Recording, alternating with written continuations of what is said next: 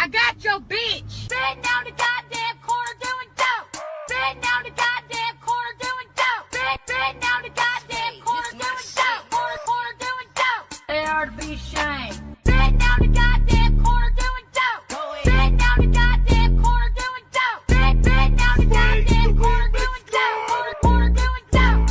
Goddamn right, bitch. Look at here. There you go. They're out here sharing marijuana. Look at here.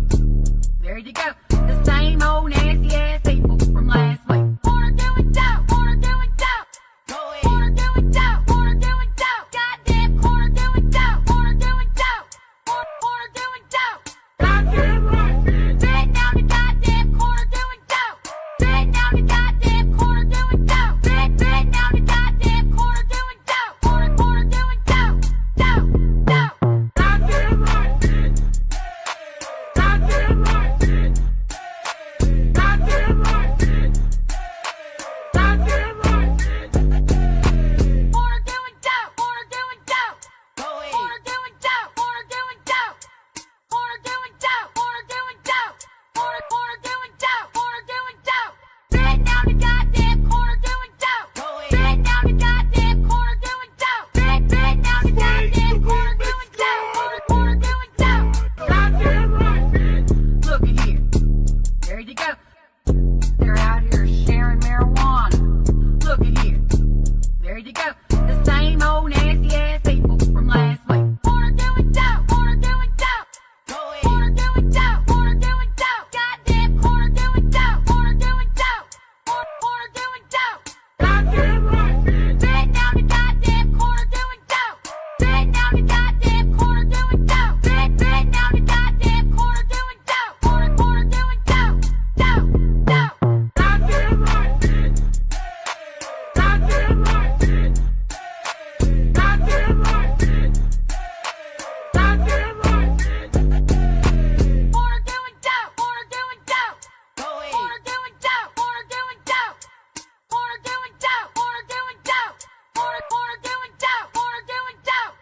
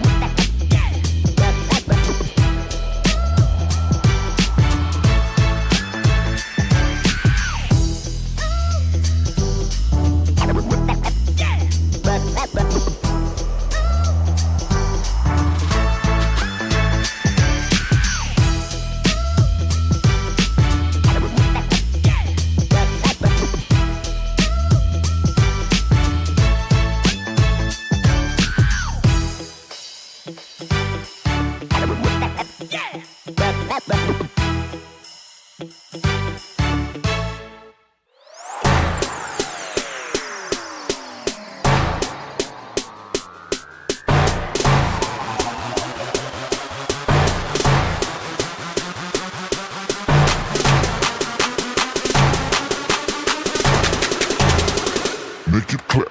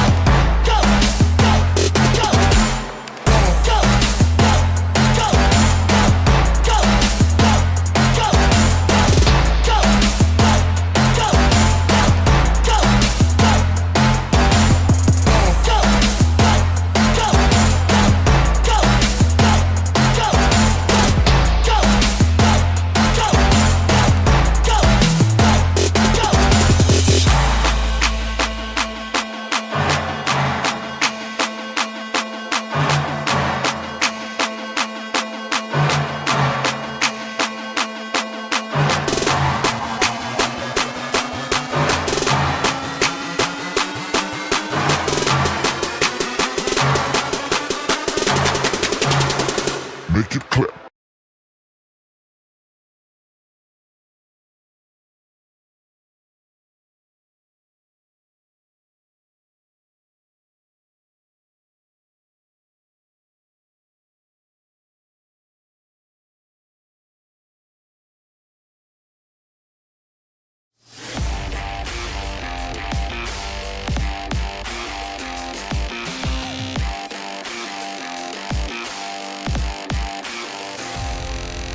Live from the BiffNet Studios World Headquarters in Spring, Texas, it's Barry on Deck, hosted by former ESPN Houston radio host and stand-up comedian Barry Laminack, starring Oliver the Cat, written by Barry Laminack, produced by Barry Laminack, directed by, you guessed it, Barry Laminack, featuring sports, entertainment, special guests, film sessions, and some drinking.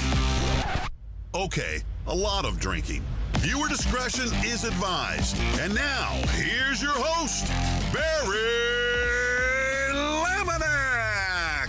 What's up, you damn dirty deckheads? Welcome to Barry on Deck. I am your host, Barry Laminack. Thank you guys for being here. Today is Thursday, January 29th, 2026. And this is episode number 1034 of Barry on Deck. Welcome to the show. Welcome to the program. Hey, hello. Hi, how you doing? I hope you're doing good because I got a special guest for you again. My boy Joe Blank joins me. Oh, is that I thought you were in a mock turtleneck. What's up, homie? God, it's a hoodie. I mean, I don't sit there and scrutinize the shit that you wear. I mean, if you did, it would be okay. It's got the makings of like I made him an offer he can't refuse. Donald will judge me based on my microphone position. So is this better? The pop collar? That looks look like this. You got is that like a zip up hoodie or a 3/4 or what? 3/4 zippy. It's a combo.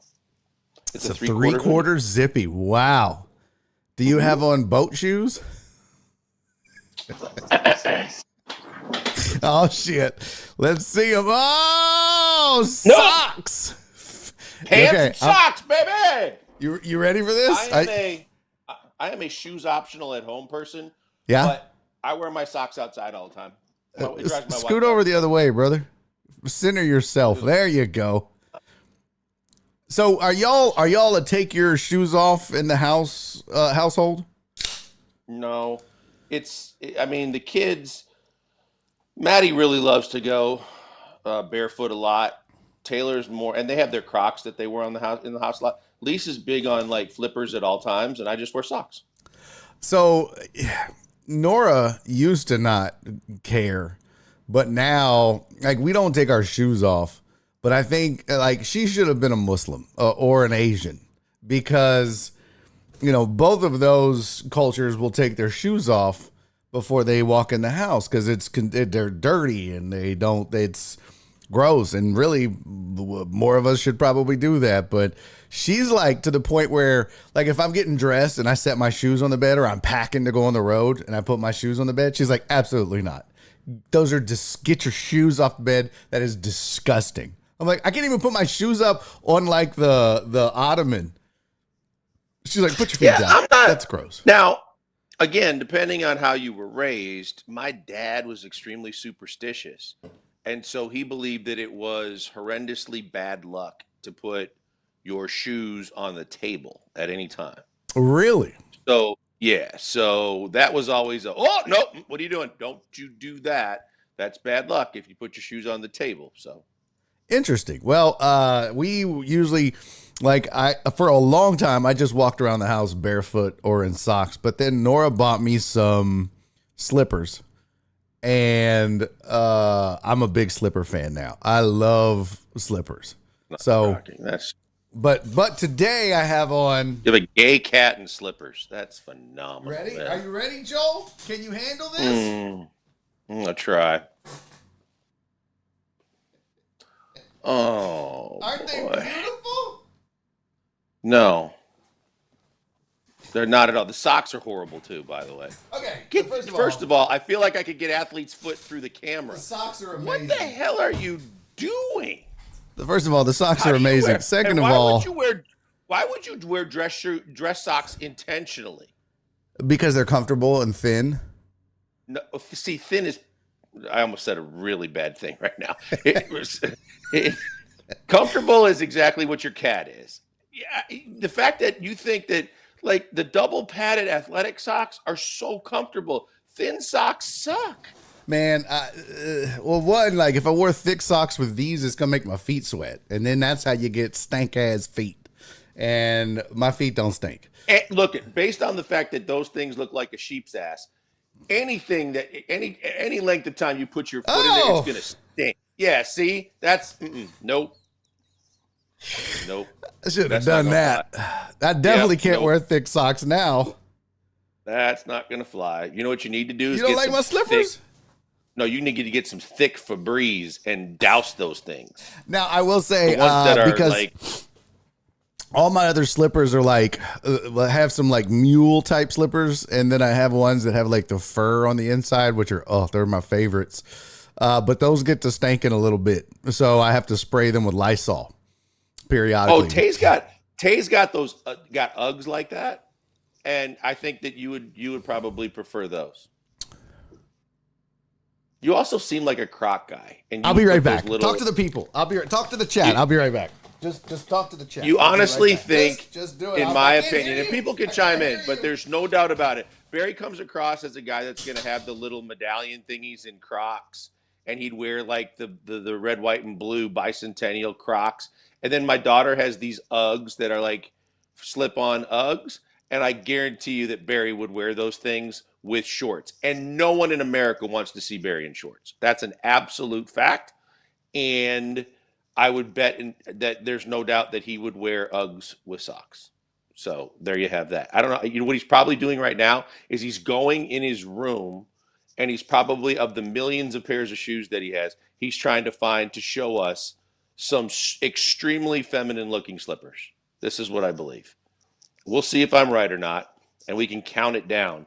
But I honestly believe that it's coming, that we are going to see extremely feminine Barry slippers that he loves.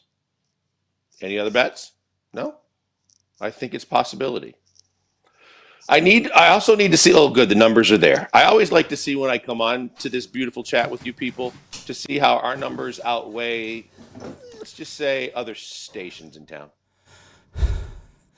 You went and got these these slippers, didn't you? So Come on, sucking wind. What the hell did you do? these are my mules that I wear around the house. I knew it. I was right, by the way. I was right. I said you're going to go dig through your hundreds of pairs of heels and shoes, and you're I going to don't have find heels. Yep. That's what I thought. But those are my mules. But these are my favorites right here. How do they Oh, smell, Barry? How do they these smell? stink. I'm not smelling them. I know these Yep. stink with all that fur on the inside. But what does that say, Joel? Uggs, right? Bro, Yep. they're so comfortable. Taylor's got the ones where in the back it's a half heel. So when you slide it on, it forms, you still have like 3/4 of a shoe. Yeah. But Tay loves them, and that's why any 10-year-old girl in Barry should be wearing the same shoes. I ain't gonna lie. I don't give a shit. You can't shame me. I love my Ugg slippers. They are the best. So comfortable. So Donna asks a question that is easy to answer. You have funky feet and you don't wash them. That's how any kind of house shoes can stink. I guarantee you that your sweaty ass feet stink and they get warm and sweaty in those little fur balls that you put on your feet. And that's how they can stink in a very short period of time. okay. First of all, that's not true. My feet don't stink. Second of all, And neither does you're right. You're gonna tell me things like you don't fart or your farts don't stink either. oh no, oh no, I fart 100,000%, and they stink to all be damned. But there was an Instagram post about if your farts smell, that means you're intelligent. So I'm just saying, I'm a genius. That's all I can tell you. I should be in Mensa. Okay.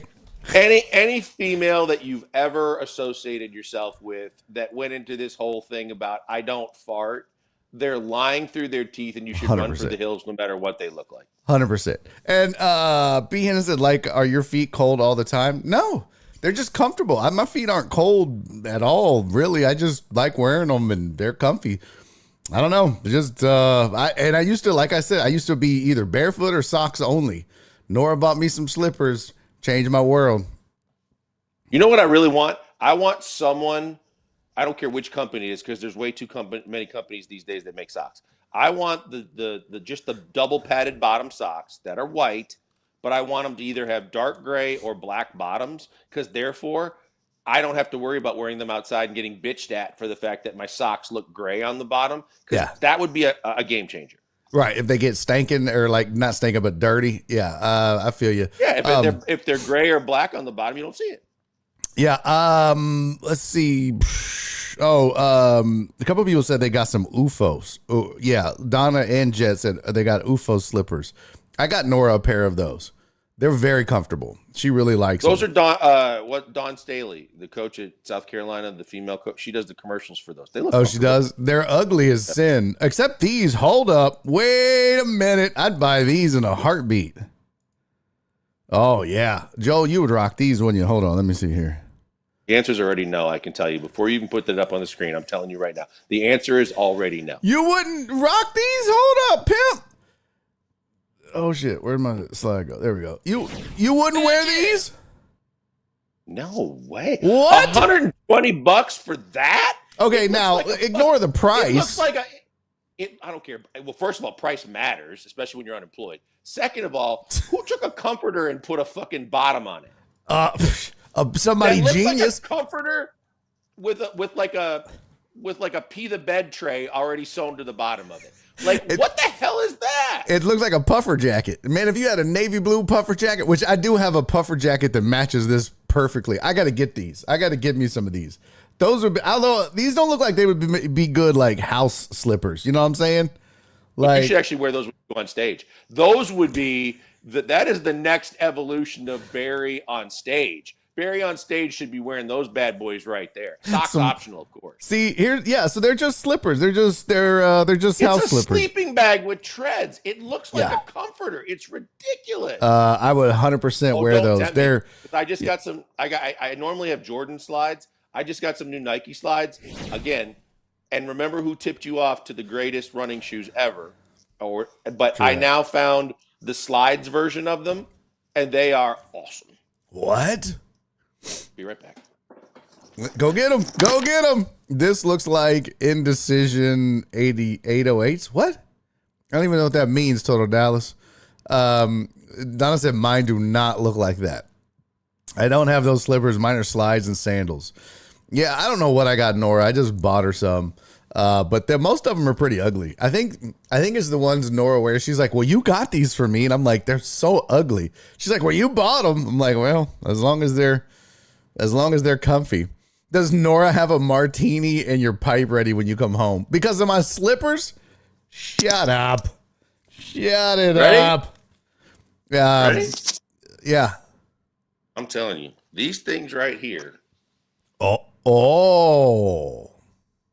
wow. Now, yeah. Detriment is the open toe in front because you got to move it to your right. There you go. Yeah. Look at the bottom right there.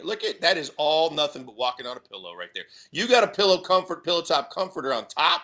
I got some soles that can actually provide some comfort. Do you wear those? Do you wear those out and about or just at home? Absolutely not. Absolutely not. Only like to the garbage, take the garbage cans out or things like that. But I'm just telling you, super comfortable, and they don't look like a comforter with a pea tray. Okay, you know what? It's not my fault. You don't know how to class up your home. Your slipper game. Let's see. Whack. Okay, let's just ask the people watching right now, whose house would they rather take the background from? Yours or mine? What do you mean? Mm-hmm. What do you mean? I would just be curious of the people watching, would they rather have your background and everything that's in it there, or would they rather have the backgrounds. Oh yeah. Well, you might get a few votes, but brother, people love alcohol. You see all that? You see all that alcohol? Shit, you better ask somebody. They love that I'm shit. gonna tell you something right now. Yeah, right. Well, Here, hold on. I'm gonna put you on full screen now. Hold on. There you go. Would you rather have that or that? Okay, I can't do it. Yeah. Oh, look at all that. Look at all that beautiful alcohol. It's so much too. It's so much. Hold on. No one can hear you. Hold on. I don't have all this fixed yet. Okay. you went down to the strip club on the corner with the neon lights and the bottles lit up, so that the VIP room looks better. And then you know when the lights go on how much filth you have and all the scum that's all over the tabletop. You ain't never lied, dude. This office is a wreck. Like, I mean, a wreck. I don't like there's just shit everywhere. See, now this is my wife's biggest fear, so I'm not going to do this. I would do the full shot because this whole shelf behind me is ceiling to floor and the entire wall. But we're not going to do that because my wife has some serious hang-ups about the fact that I shouldn't even use this for a background. Really? Well, B. Hannah said he likes the Charger helmet. Can you move your camera so that you're centered? You can't see the final I product. keep trying. You can't see the final product, but you're like off center, and it is driving me in my OCD. I could move you, but then you would move again, and it would fuck it up. But so all you need to do, why on your feed does it look okay? Which way am I going here? go to the right, other way. Keep going. Nope, other way. There, more. You move the camera and then you move. Don't move. Just move the camera. Oh, a little more. Stop moving. Just move the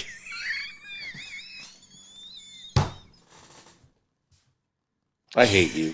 This is fantastic. You go like this. Is that better? You go like this. And then you go. Wait. Let me move this over here. Out which direction? Because I turn my chair a lot. Oh my god. Okay. I'll just move it myself. That is hilarious, bro. Because like in my preview screen on your stupid link, I am centered. Just letting you know. Do you see both of us in that preview screen? No, because I don't want to see you. Well, that's because I don't want to see you. Oh, well, that's fine. But you're just not. I mean, I have no choice in the split screen, but in the middle of your side of the split screen, I see me full screen, and it's centered. No, it's not. It's okay. I'll take care of it. Look at that. Boom. Why doesn't today's Centered. headlines say slides, sleeping bag, shoes, and stupid shit? I mean, I could certainly update it. I thought in honor of me when we started the show today, there was nothing in any of them. I'm like, well, it's going to be a whole bunch of blank talk today. That's cool. I get it. Hey, what up, Fez? What up, man? Sam, good to see you, brother. I said Fez. What up, Sam? Let's see.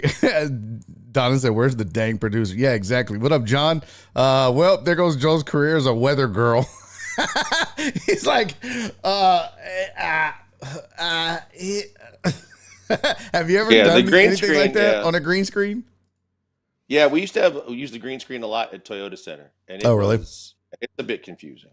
It can. Just like when I try to point at stuff, if I was like going to point at you, because you're on the left of me when I'm looking at the screen, but I have to point to my right. It's so confusing, dude. It's just too confusing. By the way, Bear, we got a double-digit lead in my margin on Twitch, so that's cool. That's a like double-digit lead. Mm-hmm. What margin? I was telling people while you were gone that it always pleases me that because of my past experiences, in the margin it shows like channels that I have frequented, and of course Barry on Deck is on top. Yeah. And below it is the station of ill repute that I used to work for, and we have a double-digit lead right now. Oh, look at that! Go figure. That's good to know. Like I said, that's every time that we do this. I love it. I love it. Let's see. John said, man, good to see y'all together again. Awesome. Yeah, thanks, brother. Thanks for being here. All right. Total Dallas has a blank question. I guess this is what we're calling it. Will the Rockets learn to win on the road before the playoffs? I just think they need to learn a lot before the playoffs. I had some complete and total, just like brain dead people that say they're lifelong Rockets fans that are just like completely possessed with the fact that the Rockets losing Steven Adams being a big deal is the reason why they're not like competing for a championship. I'm going, we're halfway through the season, and a guy who was half of a big lineup that was so dominant for this team, losing him is a big deal. But the Rockets, and I keep saying this, and you know this, I keep pushing the fact that this has nothing to do with Steven Adams. The reason why this team has been struggling right now, road or home, and they had the best record in the league at home until last night. And I don't know if it still stands, but if they'd have won last night, they're in a three-way tie for the second best record in the West. With all the stuff that they're still trying to figure out, that tells you how good this team is. And this team is playing without a point guard.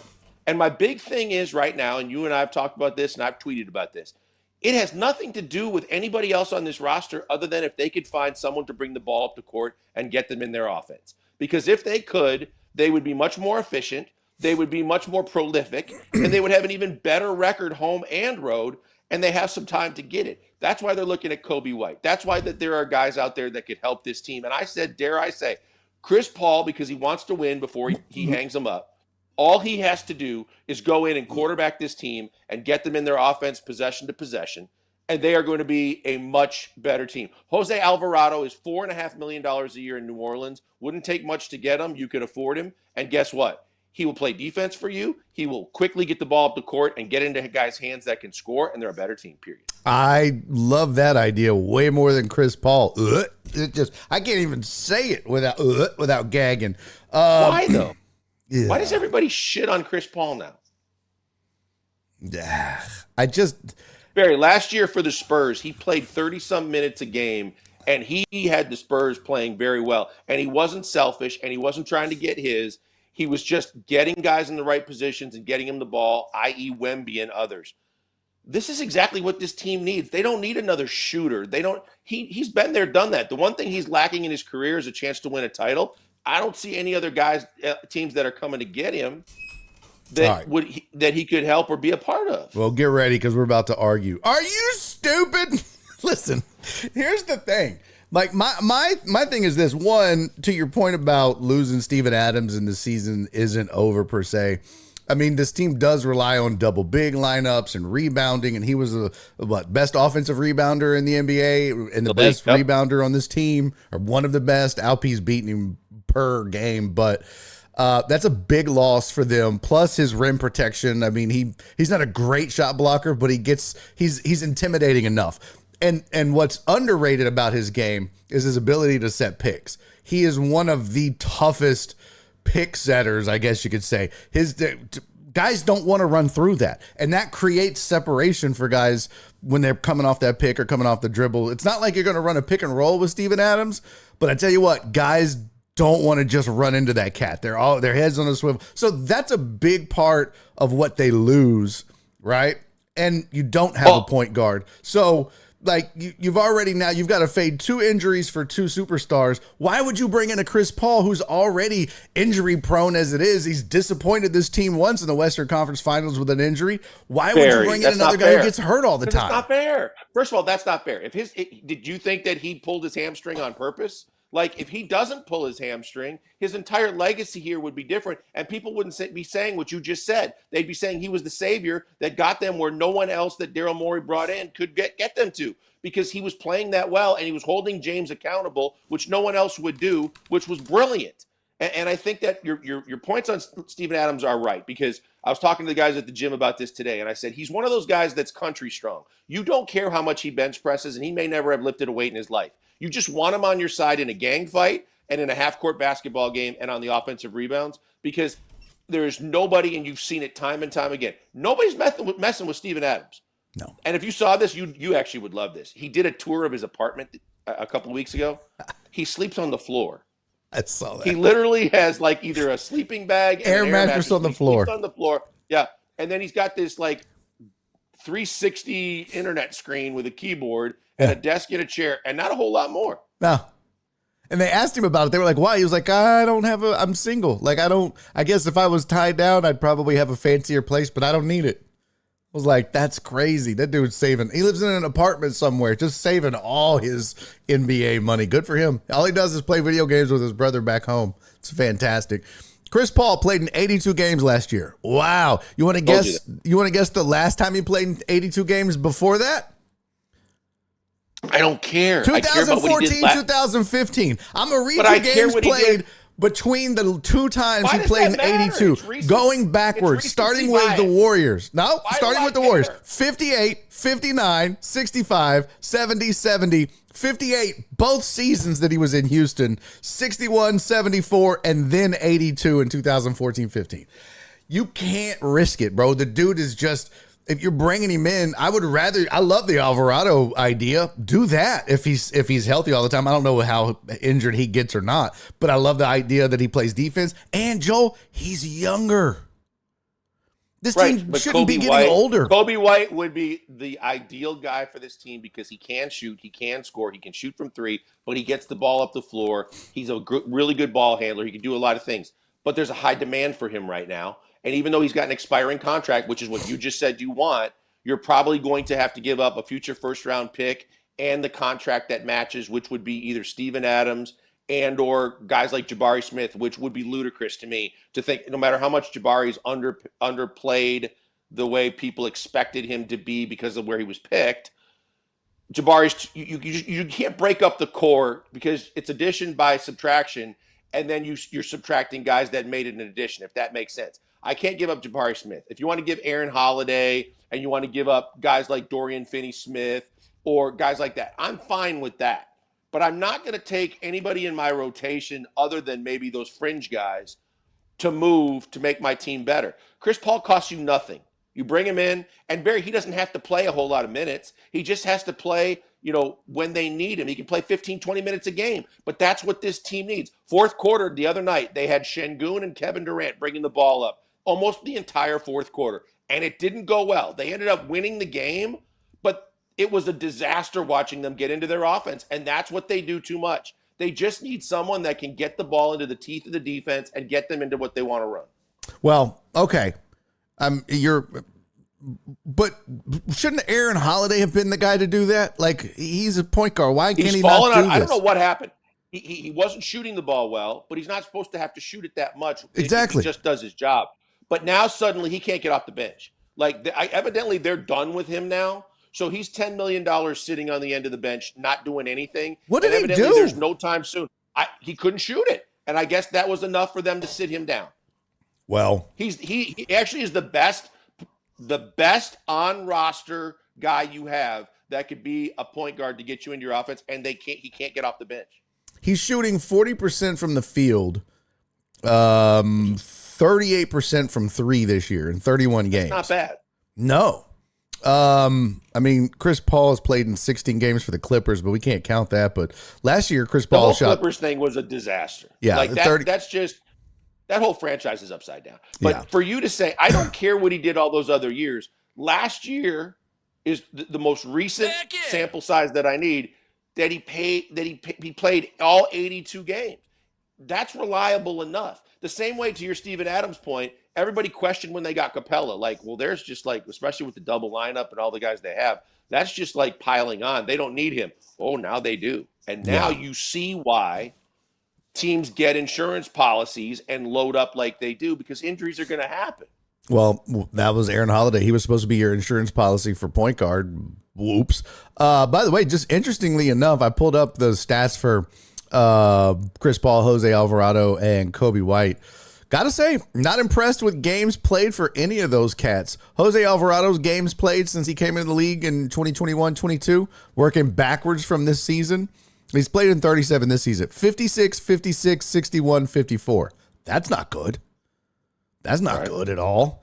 And then Kobe White, excluding this season, 74, 79, 74. I'll take that. 61, 69, and 65. So But he's, at but he's least also Kobe making a White's lot on the more floor. money. He was a high draft pick. He's making a lot more money. And the problem is that it's not the most ideal situation because you have to make a trade. And like I said, even though it's an expiring contract, there's too many teams that want him right now that they can get a premium price for him. And they're going to want a first round pick and some guys back that I don't think you can afford to give up. Yeah. By the way, Cece, thank you for resubscribing for 41 months. Brian Pettit, thank you for resubscribing for 12 months. Jet, thank you for resubscribing for 14 months. And Chewy is on a 7-stream streak. And Donna's on a 40-stream streak, so suck on that, nerds. Did I see FJ in the chat? What's up, FJ? All right, so B. Hannah said Tyronn Lue is a cancer, no doubt. Listen, I've never been impressed with Tyronn Lue as a coach. Ever, never, ever. I've always said I don't think that dude's a good basketball coach. But what do I agree. know? There are people that absolutely fluff his you-know-whats every day in the league. Mm-hmm. And I just think that it's one of those situations where, now, this is going to be a very controversial take, but Phil Jackson is a lot like that. You walk into the right situation with LeBron in his prime in Cleveland and then having the right teams to coach, and it's remarkable how many wins you can stack up. Phil Jackson walked into a Bulls team ready to win with Scottie Pippen and everybody else when they pushed Doug Collins out. Then he walked into a Kobe and Shaq Lakers situation where they just kept loading and stacking and racking. That's why all these people like Red Auerbach rolling over in his grave. Red Auerbach did what he did by constructing his own teams without any kind of super teams or any kind of crap. Phil just walked into every Rolls Royce and said, "Oh, I can drive this," and suddenly he's got the most wins in league history. Yeah, it's funny. I talked about that yesterday because of the Belichick thing, where I brought up, Belichick to me, and we talked about this on the show together a few days ago. But I've just never. Look, is he a good coach? Absolutely. But I always go back to, what's he done without Tom Brady? Go look at his record without Tom Brady. I mean, Tom Brady was the straw that stirs the drink. I don't give a shit what you say. So, and somebody said, is Belichick like Phil Jackson? Yeah, in a lot of ways, he really is. I mean, he was innovative. I disagree. Right? He was innovative. I mean, he won 2 Super Bowls as a coordinator. You know what? Everybody gets their piece of the pie. But if you're the second winningest coach in NFL history, yep, there's nothing that says, if you look at the list of the top 5 winningest coaches, how many of them are not in the Hall of Fame? Okay, and the fact that this guy has won 8 total Super Bowls, 9, and done everything that he's done. No, 8. Brady's won 9. No, he won 2 as a coordinator and 6 with the Patriots. Oh yeah, Belichick. Why did I? He went to 9 with New England. He's been to 12 total, Okay. 9 in New England. My bad. But regardless, that's more, when you start talking about coaches, like when he's sitting atop of all these different coaches' records and coaches' success stories, you can't do what they did to him. Like the league punished him, whether you agree with how much he got punished or not. But you got all these guys that were his arch rivals on the field that are coming out saying, okay, look, you can't. J.J. Watt was one of them, but a lot of other guys that lost games going, you just can't do that to him. I've never been a fan of his, and I can't stand how grumpy he is. But when you just talk about the winningest coach in the history of the NFL overall, and then he's a few wins short of Don Shula for the winningest coach just in regular season, you just can't. Jimmy Johnson's out here on a soapbox cussing at people, calling voters assholes because they didn't vote him in. Okay, so here's the thing. So one guy came forward, and one of the voters, and said why he didn't vote for Belichick. And I mean, I'll try to find the quote, but essentially what he said was, there are guys on the list, like the senior list or whatever, because you only get so many votes. You can only choose so many names or whatever. And there's 50 guys that are supposed to do their top. They have to rank their top 5 and pick who they think should get in. Right. And this guy said basically there are names that should be in that are not, that are just a victim of the process, of the way that the Hall does this. And so he's like, I look at this and say, I know Belichick's going to get in, but these guys their chances are fading fast, and I really want these guys to get in, or I believe they should be in, and so that's why he chose them over Belichick, and that makes sense. Don't necessarily blame the voters if the process says you that's can only bullshit, pick though. so many. Who deserves it most? I understand if one of the guys is on there like a Lance Berkman thing, where he was one and done, and you got to realize if he doesn't get the votes, he might not be in again. Because Lance Berkman deserves to be in the Hall of Fame in baseball, and he's getting screwed. But when you look at this and say, okay, of the 5 guys from the Veterans Committee, a maximum of 3 can get in. Kraft is another one of those guys. If Kraft gets in and Belichick doesn't, and you want to feed me some lines of bullshit that says, oh, Kraft didn't know anything that they did, he doesn't need to be punished like Belichick. That's a bunch of shit. Well, because listen, so all these guys, you don't think Jim Crane knew what the Astros were doing? Because I got some freaking swampland to sell you in Florida. If you don't think that Jim Crane knew. So, Vay Gregorian was his name. He's a columnist for the Kansas City Star. He wrote that his decision to not cast a vote had nothing to do with Spygate, Deflategate, or any other controversy. He instead gave his maximum allotment of votes to decades-old players who, quote, have been long deserving of induction. Running back Roger Craig, linebacker L.C. Greenwood, and quarterback Ken Anderson. He thereby had to, quote, snub Belichick and New England Patriots owner Robert Kraft.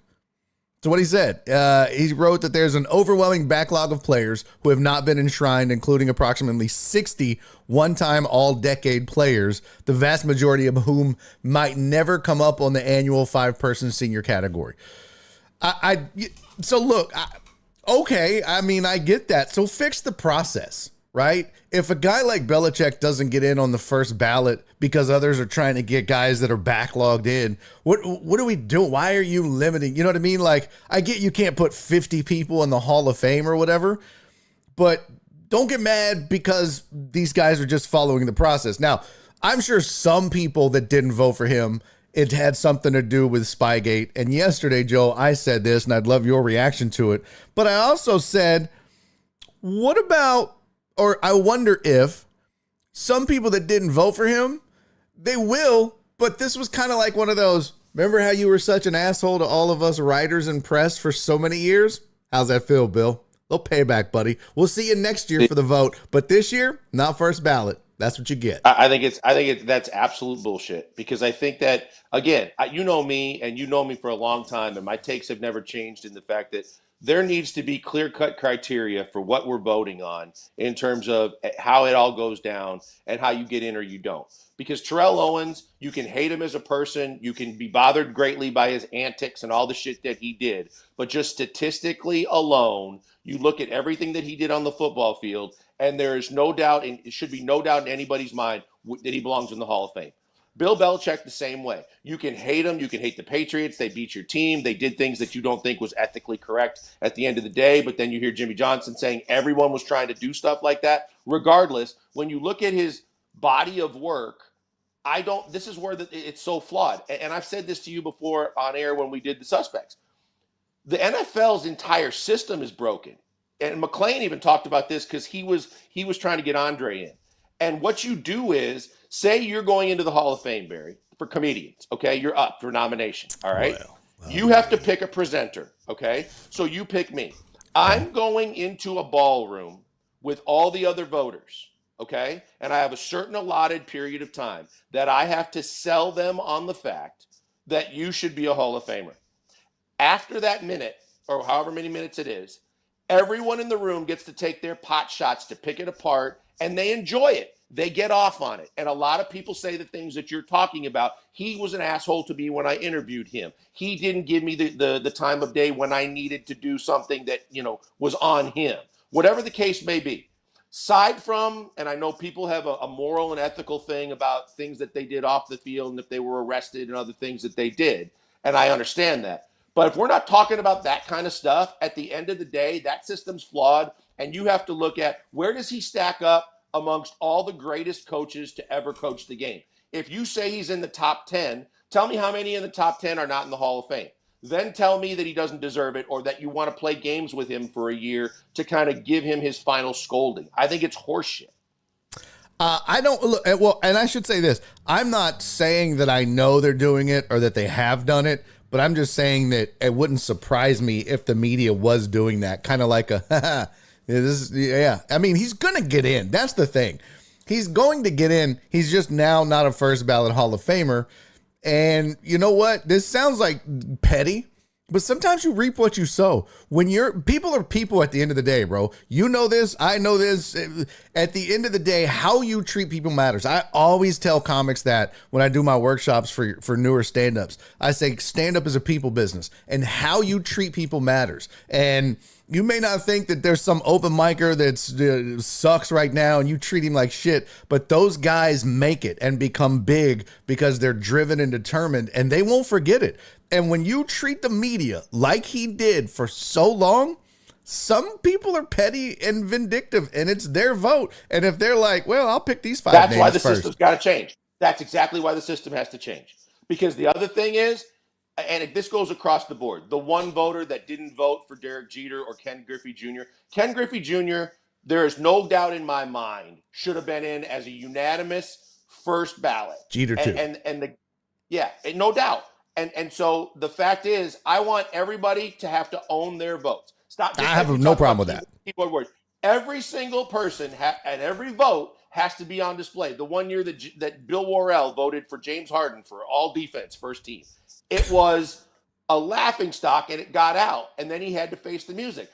People have to be held accountable for the stupidity of not just being able to accept the fact that, personal biases aside, you cannot leave a guy out if his statistics, like, I don't think Eli But he's not Manning, out. He'll get in. was ever the kind of quarterback that should be considered Hall of Fame. When you look at him statistically, and he's won 2 Super Bowls and 2 Super Bowl MVPs, much as people say he doesn't belong in the Hall of Fame, if I know the criteria, and again, this is where I go back to, you have to clearly state, do team wins count? Do Super Bowls matter? Is it all individual stats? Is it just MVPs? Is it individual performance? But if you tell me the criteria, I'm pretty sure that Bill Belichick's total body of work is better than most, if not all, and deserves to be in. And you're right, he will get in, but more, regardless, doing the right thing means a guy that's had that much success you can should make get in it right away. You can make it something where it's one. I agree with you. I think voters should have to. They should not be allowed to be anonymous, right? Once you cast your vote, that should be a public record. Now you don't have to say your reasoning, but at least make it public. But I also think too, there's a way to do this where it's like, okay, how many Super Bowls has the coach or player won? Where do they rank all time in wins or passing yards or touchdowns or whatever? You can actually use their performance on the field. The problem is it's era based, right? When you're coming from the 3 yards in a cloud of dust era versus the era now where it's all pass, it changes the criteria, which is why it's more difficult to do it formulaically. So if that's the case, then how else do you do it other than who do you like? Is that a word, by the way, formulaically? It is now. I know. I was like, hey, Urban Dictionary or not, that's a pretty solid word. Look. Hold on. Shock had a good point. What up, Shock? Shock said, I don't imagine it would have changed how the guy voted if he had known the ultimate outcome, but I'm guessing he didn't believe Belichick needed his vote. And that's another point, too, is if you're like, he's going to get other votes, so I'm going to vote for these 5 guys because I think they should be in, but he'll get in. There's no way he's not.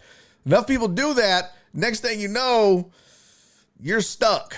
And boy, look, I think I that's why, when you look at the whole process, right?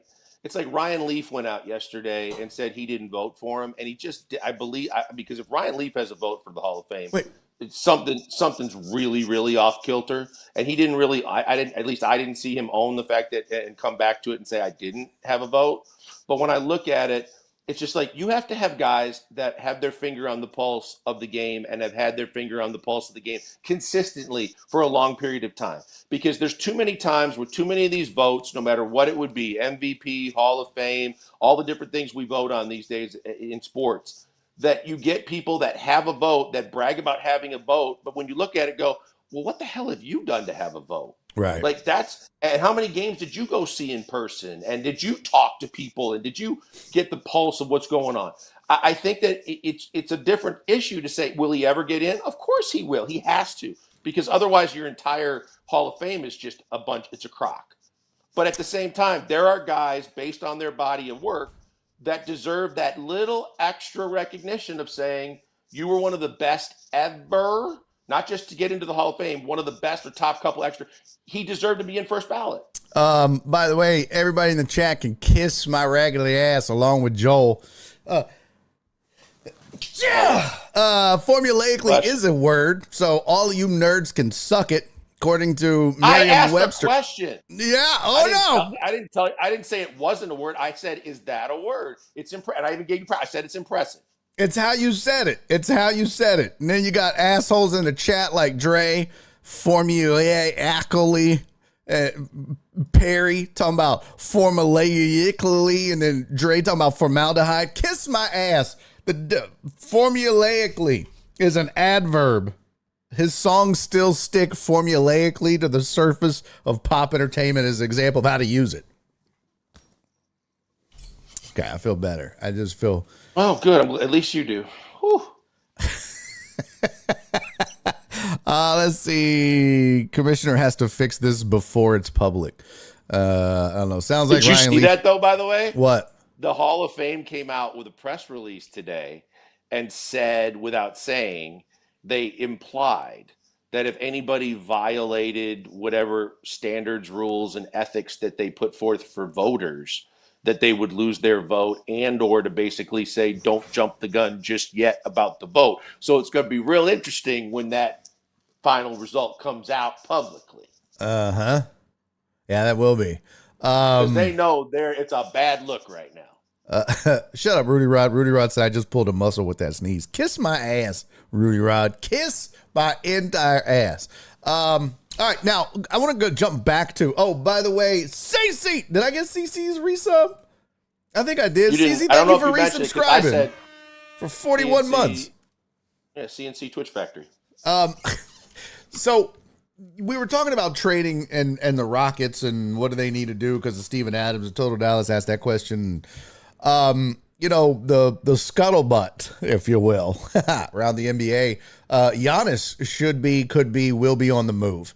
And the Rockets were listed amongst 11 teams that could be or have the assets and they could make it work. Although on a scale of 1 to 10, 10 being the most difficult, their situation was a 7 as opposed to, say, the Pistons, who were a 2. But what are your thoughts on the Rockets pursuing something like Giannis? Because one of the things the article said was, that Milwaukee is going to circle Amen Thompson and say, we want Amen Thompson and a pick or picks if we're going to send you Giannis. Did you give yours yet? Oh, yeah, I did it yesterday. Okay, hang on 1 second, because I got an alarm going off in the other. I got to go turn off something real quick, and I'll come back and give you mine. So talk about yourselves. All right, yeah. John said, "Man, too much to give up." Yeah, I agree with you. That's why I said I don't want to mess with the core, this young nucleus. P. Randizzle. What up, P. Randizzle? I saw something about your titties. What was that? It was poor Belichick crying. I got the titties of a 26-year-old model. What's his GoFundMe? That's hilarious, bro. P. Randizzle also said something about, hey guys, it's my 45-month anniversary. Waiting for my cake. JK, I could use some comedy today. What's up, fellas? What up, P. Randizzle? It's your 45-month anniversary. For what?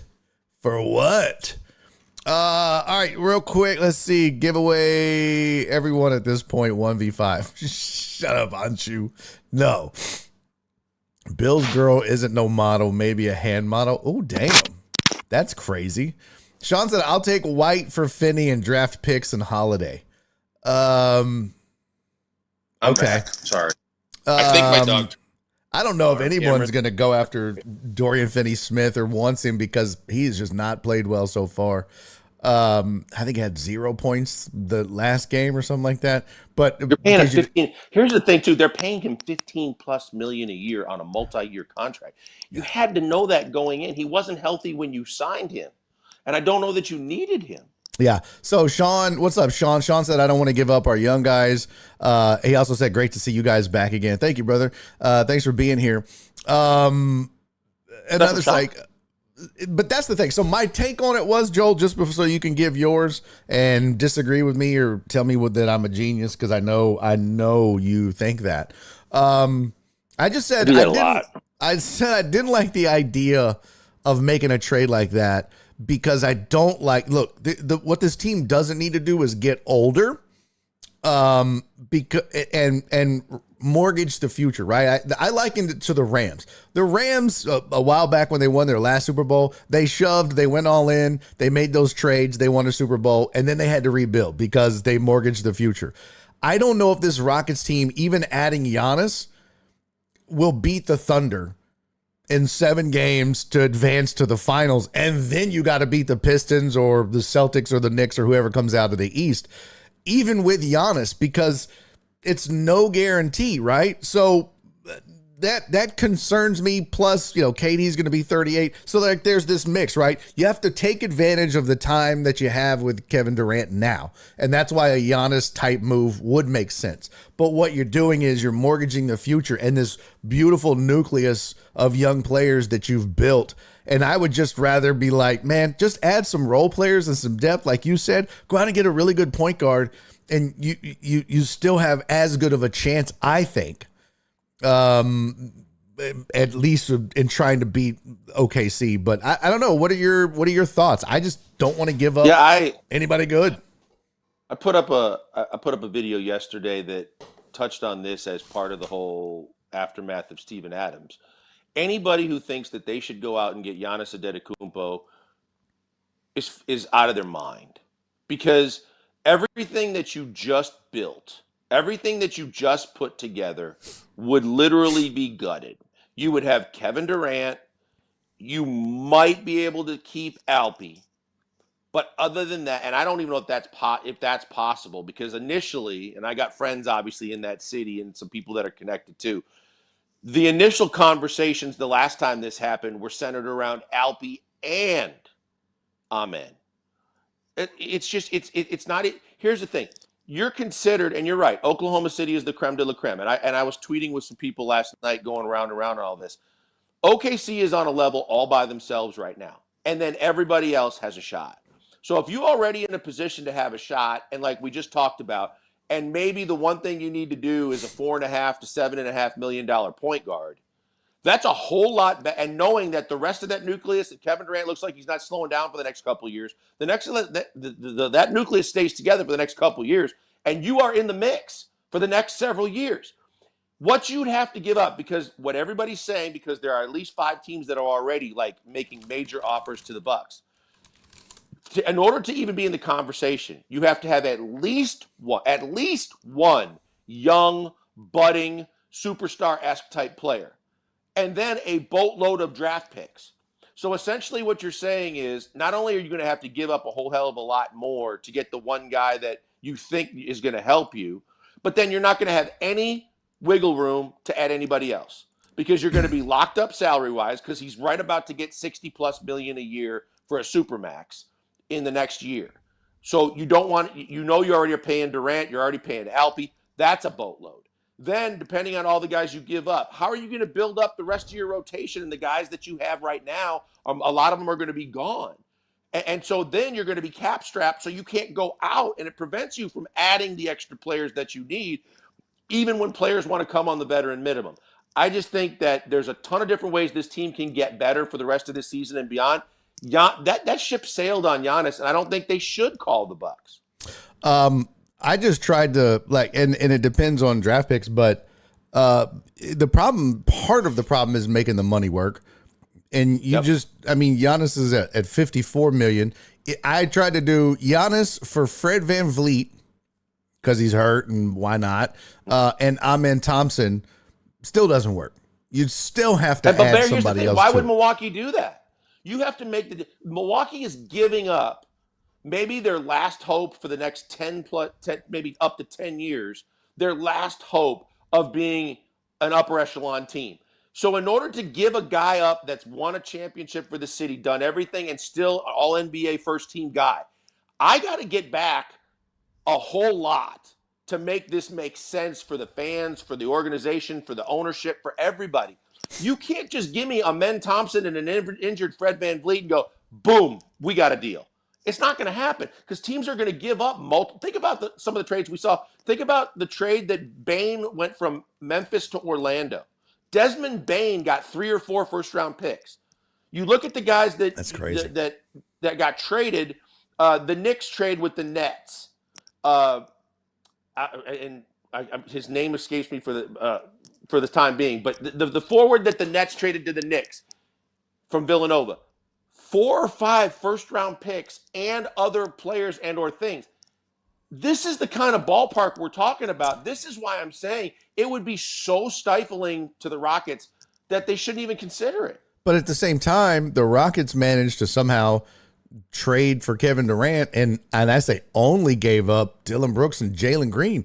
And that's not a huge loss.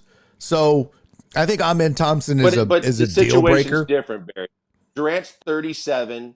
They basically said they had to get rid of him. He wanted out, and you basically knew that you were renting Kevin Durant for the next, say, 3 years, 3 or 4 years.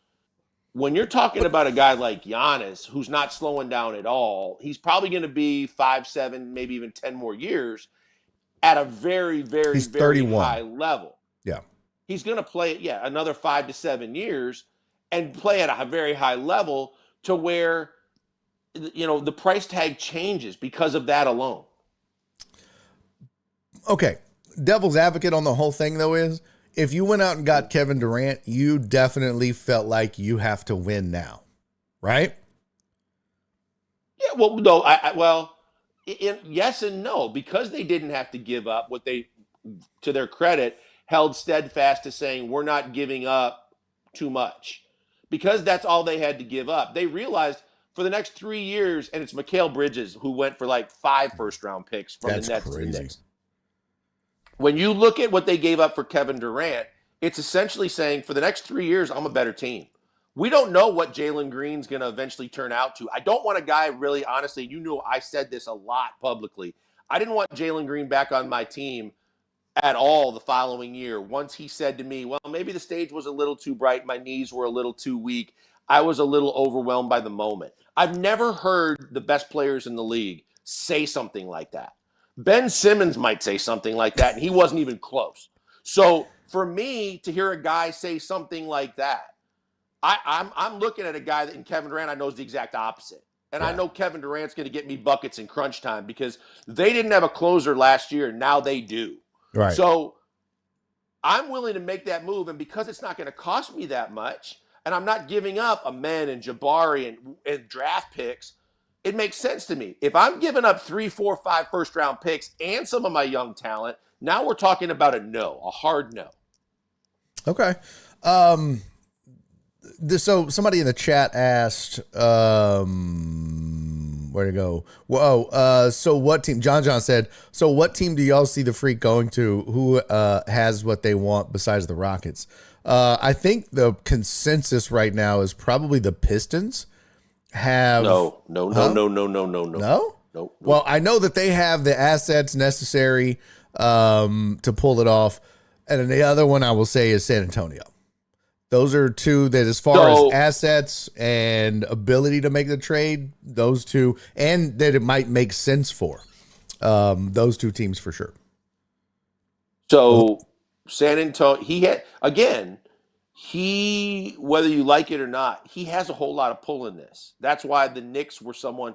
It's not as bad as like the stupid move with the Mavs trading Luka, where they felt like they had to make this move. There was only one team in the mix, right. But they already have 5 offers on the table from Minnesota, Miami, Golden State, the Knicks, and I'm trying to think of the one. And there's one other team that you go, okay, those, again, you're going to think about teams that are looking for their centerpiece, their one guy to try and take them over the top. San Antonio is a team that he wanted to go to, but I don't know that I want, if I'm Milwaukee, the package. And if I'm the Spurs, it's kind of similar to what I have with the Rockets. If I have Castle and if you want De'Aaron Fox, I'd be okay with that because I think De'Aaron Fox is redundant when you have a guy like Castle playing as well as he is with all the young guys they have and Wemby. But I don't know that San Antonio, just like the Rockets, should be considering breaking up 3/4 of their rotation and or a lot of draft picks when I already have my franchise player and I got a whole lot around him. Where you look at the way they played again last night, no one, and you and I talked about this one of the last times I was on the show a week or so ago. They're already there, and they're not supposed to be. And you better get them this year because I think they're only going to get better in the next couple of years as Wemby develops more and some of these young guys get even better. I just don't think San Antonio is they're going to be like the Rockets. They're going to say, thanks, but no thanks. We're not going to pick up the phone. Yeah, it was the trade or what they talked about where I guess it would start was Castle and who was the cat that they just drafted? Harper. Yeah, Harper. Ron Harper's kid. Dylan Harper, yeah. Who's very good. Dylan Harper's very good. So they were like, that is probably where it starts, and then some of the picks that they have. And, if you're the Spurs, and it doesn't look like De'Aaron Fox can be traded. It depends on when I'm on the NBA trade him. machine, and it has him as a no. I couldn't add him to Milwaukee's roster for so whatever that reason. means that he either, depending on when he signed the extension, there's like a limitation where he can't be traded. But like to your point, the Rockets this year, because of where they were salary cap wise and the free agents they added before the season start, they couldn't make a move till January 15th. And on top of that, in any trade this entire season, the entire trade consummated has to come financially within less than $1.5 million, or they can't do it. So that means you got to make sure contractually what you give back to Milwaukee is up to the 50 or 60 million that Giannis is making. And then I think the thing that people forget too is there's always the possibility of a 3-team deal. And I think that could end up being one of those things that you see, right? Is it going to be one of those things where, all right, it's maybe Milwaukee and the Spurs and the Warriors or, whatever. But the Rockets are notorious for getting involved in those deals just to try and pick up some fringy things. And that's how they could get their point guard, right? Yeah. Yeah. I mean, so to your point, and that's a great caveat here that I was thinking about yesterday. Let's stop worrying about Giannis and stop worrying about trying to get him. Let's worry about more. If Milwaukee's trading Giannis, they're probably pulling the plug. So who else on that roster would you like to see on the Rockets at a whole hell of a lot less money that could be a really valuable piece? And now we get into what you're talking about. There's a couple of point guards on that team that might be able to do what you need them to do at a very much lesser price. There's a Bobby Portis or if you really want a Miles Turner. There are guys on that roster teams are going to want and go after if Milwaukee. Kevin Porter Jr. Please, please, please no. And you know more than anybody else that I've told you the stories. Please no. They got Ryan Rollins at point guard on the depth chart. He's really good. They're going to keep him. Chart. You would love to get him. They ain't giving him up because that's a guy for their future. Let me ask you this, and you mentioned it, but and I don't know what the deal is for De'Aaron Fox not being able to be traded. But you've got Stephon Castle, who they have listed as a shooting guard. You just drafted Dylan Harper as he's listed as the backup point guard. I imagine he's their sixth man, right? He's first guy off the bench. I mean, would it be crazy to think if you figured out the terms that De'Aaron Fox goes to the Rockets, Giannis goes to the Spurs, and I don't know who goes to Milwaukee. But Barry, here's what you're missing. But both of those would throw in their draft picks or some draft picks to Milwaukee because, like you said, if they're blowing it up, they're blowing it up because that's the new thing now. Everybody's trying to do the Sam Presti thing. They're just trying to stack up and have as many picks as possible, because it puts you in a position, one, to build a team from scratch with a ton of talent, and then when they're ready, you can go out and make deals to get support or superstars. Maybe that's a possibility. I don't know. I mean, obviously both. But here's the thing, Barry. Both the Rockets and Spurs would have to send take into somebody of consideration- note. But here's the thing, just what we just got done talking about. Regardless of how many teams are involved, the Rockets still have to come within $1.5 million of whatever they're taking on. So it's easy to say at a certain point, De'Aaron Fox could be in the mix. De'Aaron Fox just extended at basically max money. So you're still in the same predicament of saying, okay, now I'm still going to have to give up enough so that I can clear De'Aaron Fox on my cap, adding a guy that's making $30 to $50 million a year. So it's not going to be a De'Aaron Fox, and they're not going to give up. Whoever's trading Giannis is going to want Harper, Castle, and draft picks, because those are young players with a very high ceiling that can actually look like they didn't get fleeced, if that makes sense. Yeah. I just think the Rockets have some good young talent that they could move, right? Tari Eason is one. I love the three I guys. love Jabari Smith early. But I think if you think this is a win now thing, right?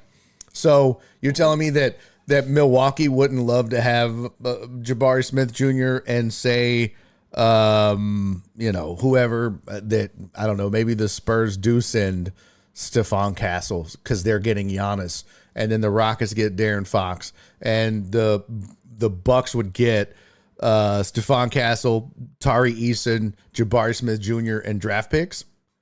I mean, it's not. You wouldn't do that deal. That's like, you don't think all three teams win in that scenario? Because if you're Milwaukee, you're blowing it up. You're starting over. Not doable because De'Aaron Fox makes too much money. The salaries the Rockets are giving up aren't even close. So here's what I would say.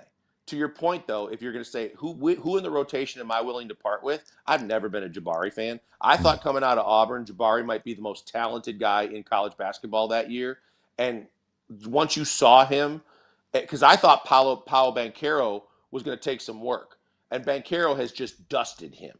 I could do without Jabari Smith. I could do without Tari Eason because aside from the fact that he turned down over $100 million this offseason, you just got done rattling off in other conversations about like the most important thing, ability is availability. Tari Eason, whatever the hell that people don't realize is this mysterious thing that consistently keeps coming up with his leg, ain't going away. And it's going to continue to have him missing a ton of games. And you have a guy that does everything that he does. And he also makes a ton of stupid fouls and jump shooters. And with 4 seconds on the shot clock, likes to slide his foot under guys and just do dumb shit. I would trade, if you want Tari Eason, if you want Jabari Smith, and I'd be willing to part with Reed Shepherd because you can find shooters that fill a role, but Reed's not a point guard. Reed's undersized. And Reed has a skill that you can find a lot of guys that can do, to where if that's enticing to them because he's the former number 3 pick in a draft, and you can say, hey, look, I got 2 former top 3 picks in an NBA draft, and I got, Tari Eason, who's a very underrated young up-and-coming player, and then whatever else I got on top of it. But that's the thing. Financially now, you've given them the young stuff that they're looking for, but money-wise, you still have to get it there. Yeah, I don't know how the rule works with, you said it has to be within $1.5 million, but if the Spurs are sending them players as well, doesn't that make up for it? Does everybody's have to be within $1.5 million? It depends on their cap situation. Like the Rockets have been like over the tiers, second, I think they're second tier, which makes it a whole, I don't know where San Antonio is with that because they do have a big contract with Fox. They're paying Vassell and some of their other guys probably more than I thought they deserved. And then you're lucky that Wemby right now is on his rookie deal, so you don't have to pay him at least for a couple years. But I don't know where they are financially. Milwaukee's going to look, because they went way over with Miles Turner, and they basically did the Lillard, kill the deal but pay him over and stretch it out, the stretch clause that's going to kill them for a long time.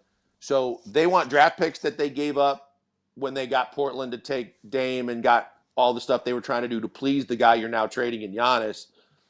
But Milwaukee wants young guys and they want draft picks to kind of rebuild their assets.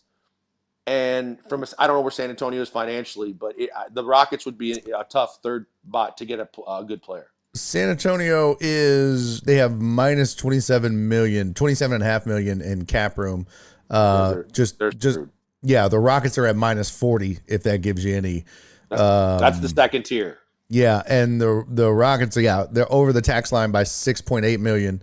San Antonio's under the tax line by 5.6. Milwaukee under by 13, and they have minus 19 million in cap room. One thing, where to go? Oh, Walt said, I told you the Rockets need to trade Alp before the league figures out he's not that good. The players didn't even vote him top 30 for All-Stars. They won't, though. I love Alp. All right, I tweeted on this the other night. I'm going to tell you exactly why Alp didn't get top 30 by the players. Because people are tired of him being a whiny bitch. Mm-hmm. They are tired of every single call, and you and I used to go on the Harden train on this for a long time. They are tired on watching Alp think that he was hit by a bulldozer on every single time he shoots the ball or touches the ball. And the hands in the air and the whole review it thing and the whole, hey, every single time. Okay, Alp, everybody gets fouled on every play and they're not always called. Yeah. But it's starting to wear on the players. It's wearing on the referees. He is talented. You can't take that away from him, Walt. But the reason why he's sitting where he is in all-star voting is because everyone's tired of the shtick. Yep. And him and LeBron. Sean said, so is there a way Freddie comes back this year? And if he did, would he be the same? I don't know if he'd be the same right away. Yeah, there's two big parts to that. He wants to come back this year. He's progressing. It's kind of like Jason Tatum. Technology, medically wise, has kind of advanced injuries that normally were you could come back in a year, more like 18 months before you're close to yourself again, to where now 6, 7, 8 months later, guys are coming back from Achilles and ACLs and things like that. Fred is really trying hard and has I wouldn't say expectation. He has a legitimate hope that in the final month or so or late in the season, he would be available. The other part of that question is far different, which is if he comes back, what kind of Fred VanVleet are you getting? And again, you don't need a whole hell of a lot. You need a guy that can, again, handle the ball, get him into their offense, capable of making a shot. If he tries to be the old Fred VanVleet, first of all, God forbid that, because he was awful last year. But that's a different story. Wait, where'd it go? Oh, Flip said the way that Pac-Man said bitch with a certain amount of venom is great. About Alp. All right, let's get to some other things here. We got into some of the Hall of Fame voting. We've talked some trades in the NBA. There was something. Where the frick did it go? I wanted to get to NFL wise, but now I can't. Shit. Well, I can't find it now. Yep. Yeah, great job, show leader, you dumbass. I would tell you what you had on the format, but I wouldn't know. Okay, but one quick question. Did you like the Browns hire for their head coach? We talked about coaching last time you were here a couple of days ago. Thoughts on that? I think that they got the bottom of the barrel and they panicked and basically said, look, everybody's pulling their name out of our hat and we're running out of options. We need to find someone that's just going to take the job that might have the ability to get something out of what we have on the roster because we're stuck with Deshaun and that mammothly ugly contract. And the whole circus around Shedeur and everything. Now Myles Garrett's probably going to want out. And now your defensive coordinator, Schwartz, who was really good, who thought he was going to get the job. Now he didn't get the job and he's under contract, but he cleaned out his office and said, okay, I'm done. Oh, did he? I didn't hear that. Yeah, it's a shit show in Cleveland. And I think that once they saw the majority of the people that were high on their list, and then some of the things you hear about. Now, I heard this, and I was trying to find – I heard some of the guys at the gym talking about this today, and I need to find the verification that the coaches that they interviewed, they made submit essays and stuff and do certain testing to kind of apply as part of the application process for the job. Like, what are we talking about? It's football. Yeah. I don't need an essay. And if that's the case, I'll just have ChatGPT write it. I'm not doing that. Right. That's crazy. Your owner is terrible. Your financial situation is brutal, and your best player wants out. I don't want any part of that either. No. I mean, if you're the Browns, you had to do what you had to do, but I don't think you were attracting. And I saw the list of who they interviewed, and it was like, eesh. If Todd Monken was the best you could do, that speaks volumes about McDaniel your pulled his organization. name out. Like, everybody was just on a daily basis was saying, "Yeah, I'm out." Like, guys were taking OC jobs instead of the chance to be the Browns head coach. Shock said the Browns, for whatever reason, are an entirely data-driven organization. They did indeed make their candidates to personally tests and long-form essays. So you had to take a test and an essay?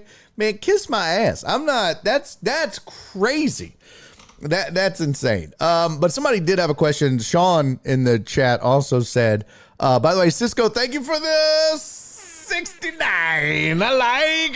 Thank you for the 69 bits, buddy. Sean wanted to know, are you guys in or out on CJ? Are you giving up on him? It's a good question. We hadn't really talked about it on this show since they got bounced. Yeah, you and I touched on it a little bit the other day, but to me, I just think that you're 2-3 years away from, and I went off on that, if you remember, of saying, look, once we started at the start of the season talking about David Mulgeta, and he was Deshaun's guy, but now he's got a better reputation, but he's got a reputation across the league of being a guy that's trying to take care of his players. And so he wanted to be the first agent to take his quarterback a year before that whole you can be extended, the early extension window, and get CJ 60 a year. That sailed when all of his balls sailed into other people's hands on the other team and all over the field. What I said was, this coming off season, you have to do everything in your power, Nick Caserio, to have no more excuses and put it all literally on CJ's shoulders and his head because he panics. But it can't be the offensive line. It can't be the clock in your head going off too soon. It can't be all the things that everybody says buys him a pass. His passes better reach Texans players on a consistent basis. We don't want to hear excuses on the offensive line and the running game. And then after next season, when you can extend him, you should have a pretty clear, just like final exam to say, I still think he's our franchise quarterback, or he's probably just not going to be the guy. Yeah, I am. I do think, though, you've got to improve that offensive line. All right, look, I have to pee. So let's take a quick break. We'll take a 2-3 minute break. I'm pee. You can go pee. Everybody else can go poop or pee or smoke a bowl, whatever they do. And then we'll reconvene and bring this show home for the last 30 minutes. Sound good? Yep. All right, cool. Let's take a quick break. We'll be right back right after this. Don't go anywhere. This is Barry on deck, and then the suspects deck, the usual deck. Okay. You know what? We'll be back. That's Joel. I'm Barry. Be around.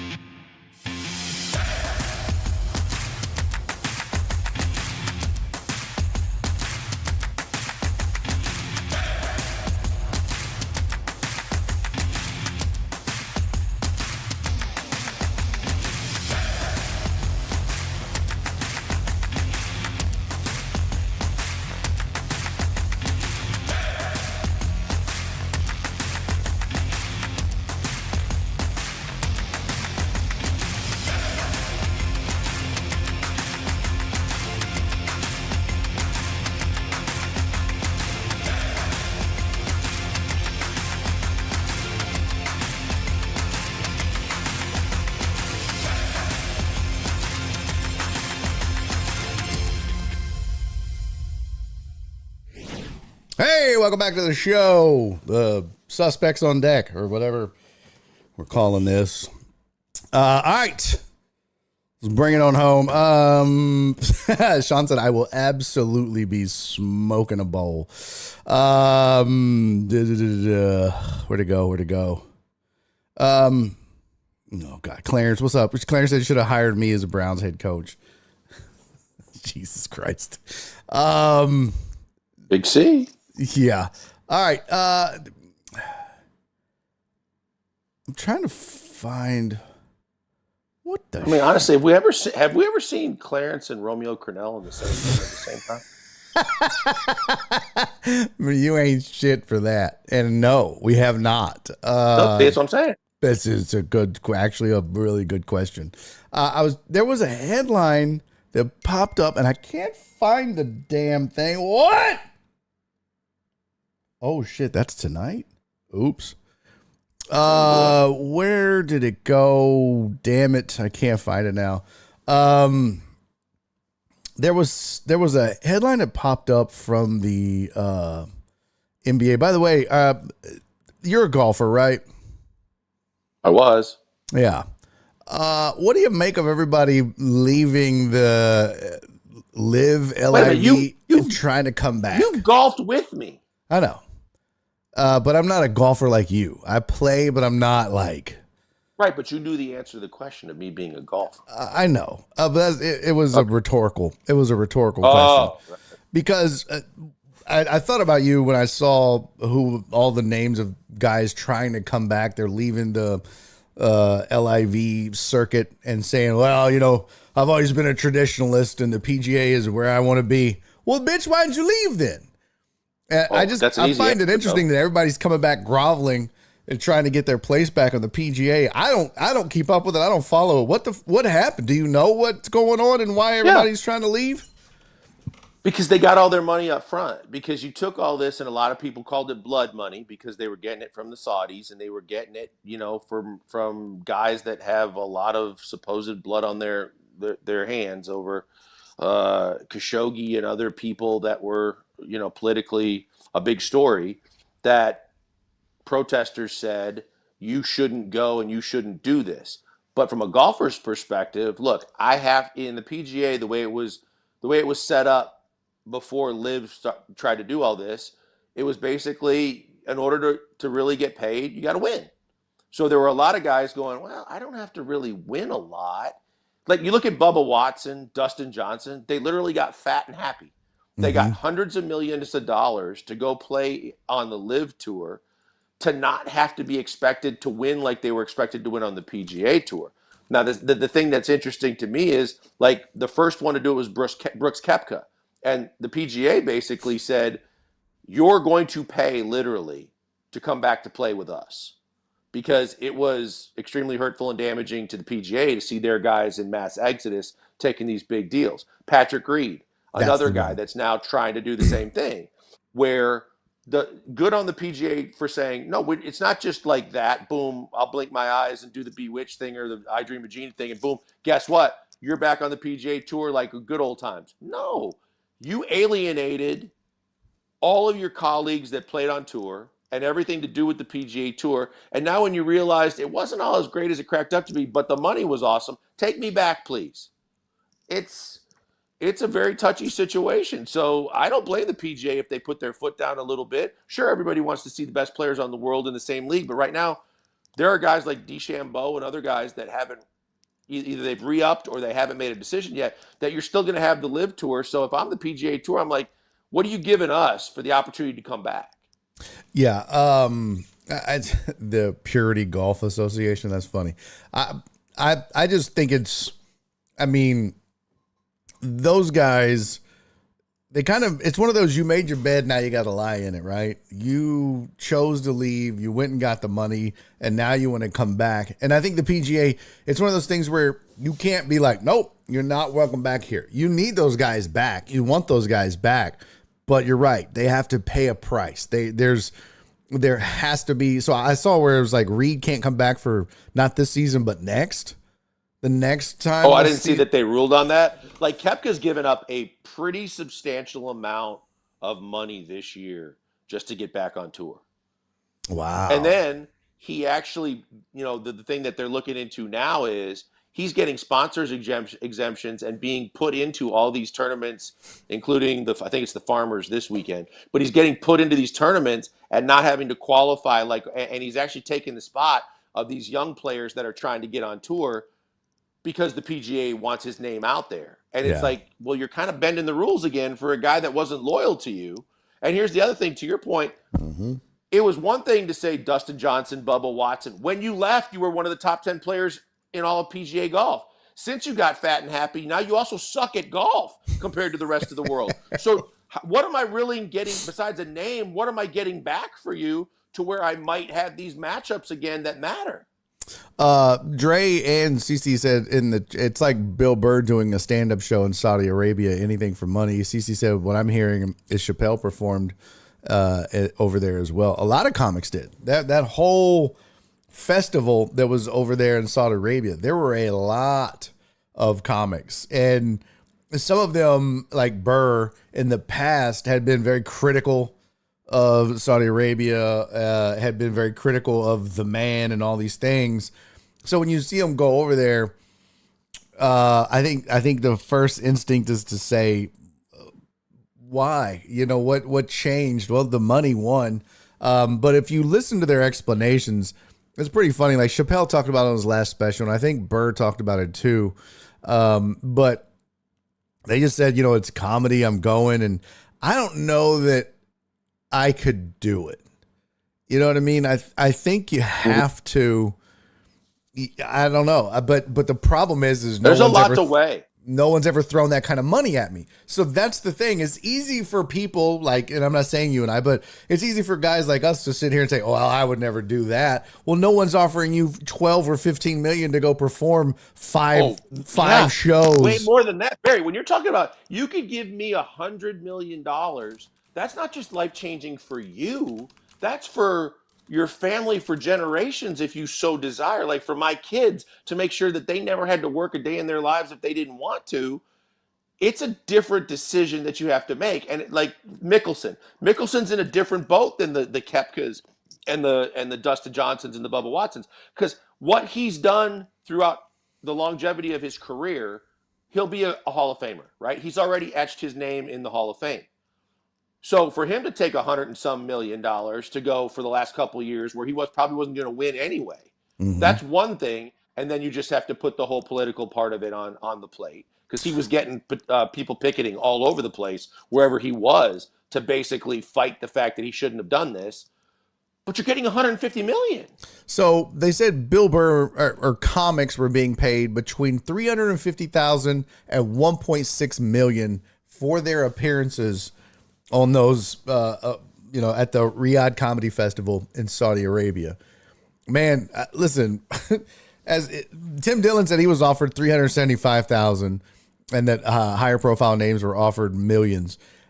Man, it's hard as a comic, because there was a thread that said Bill Burr got like a $13 million deal with Hulu and, all the money he makes other places. It's tough to say no to $1.52 million to perform stand-up for one show. Are you crazy? Like that's... you think about all you had to endure since the time you left the station, right? Mm-hmm. All the stuff I'm going through now.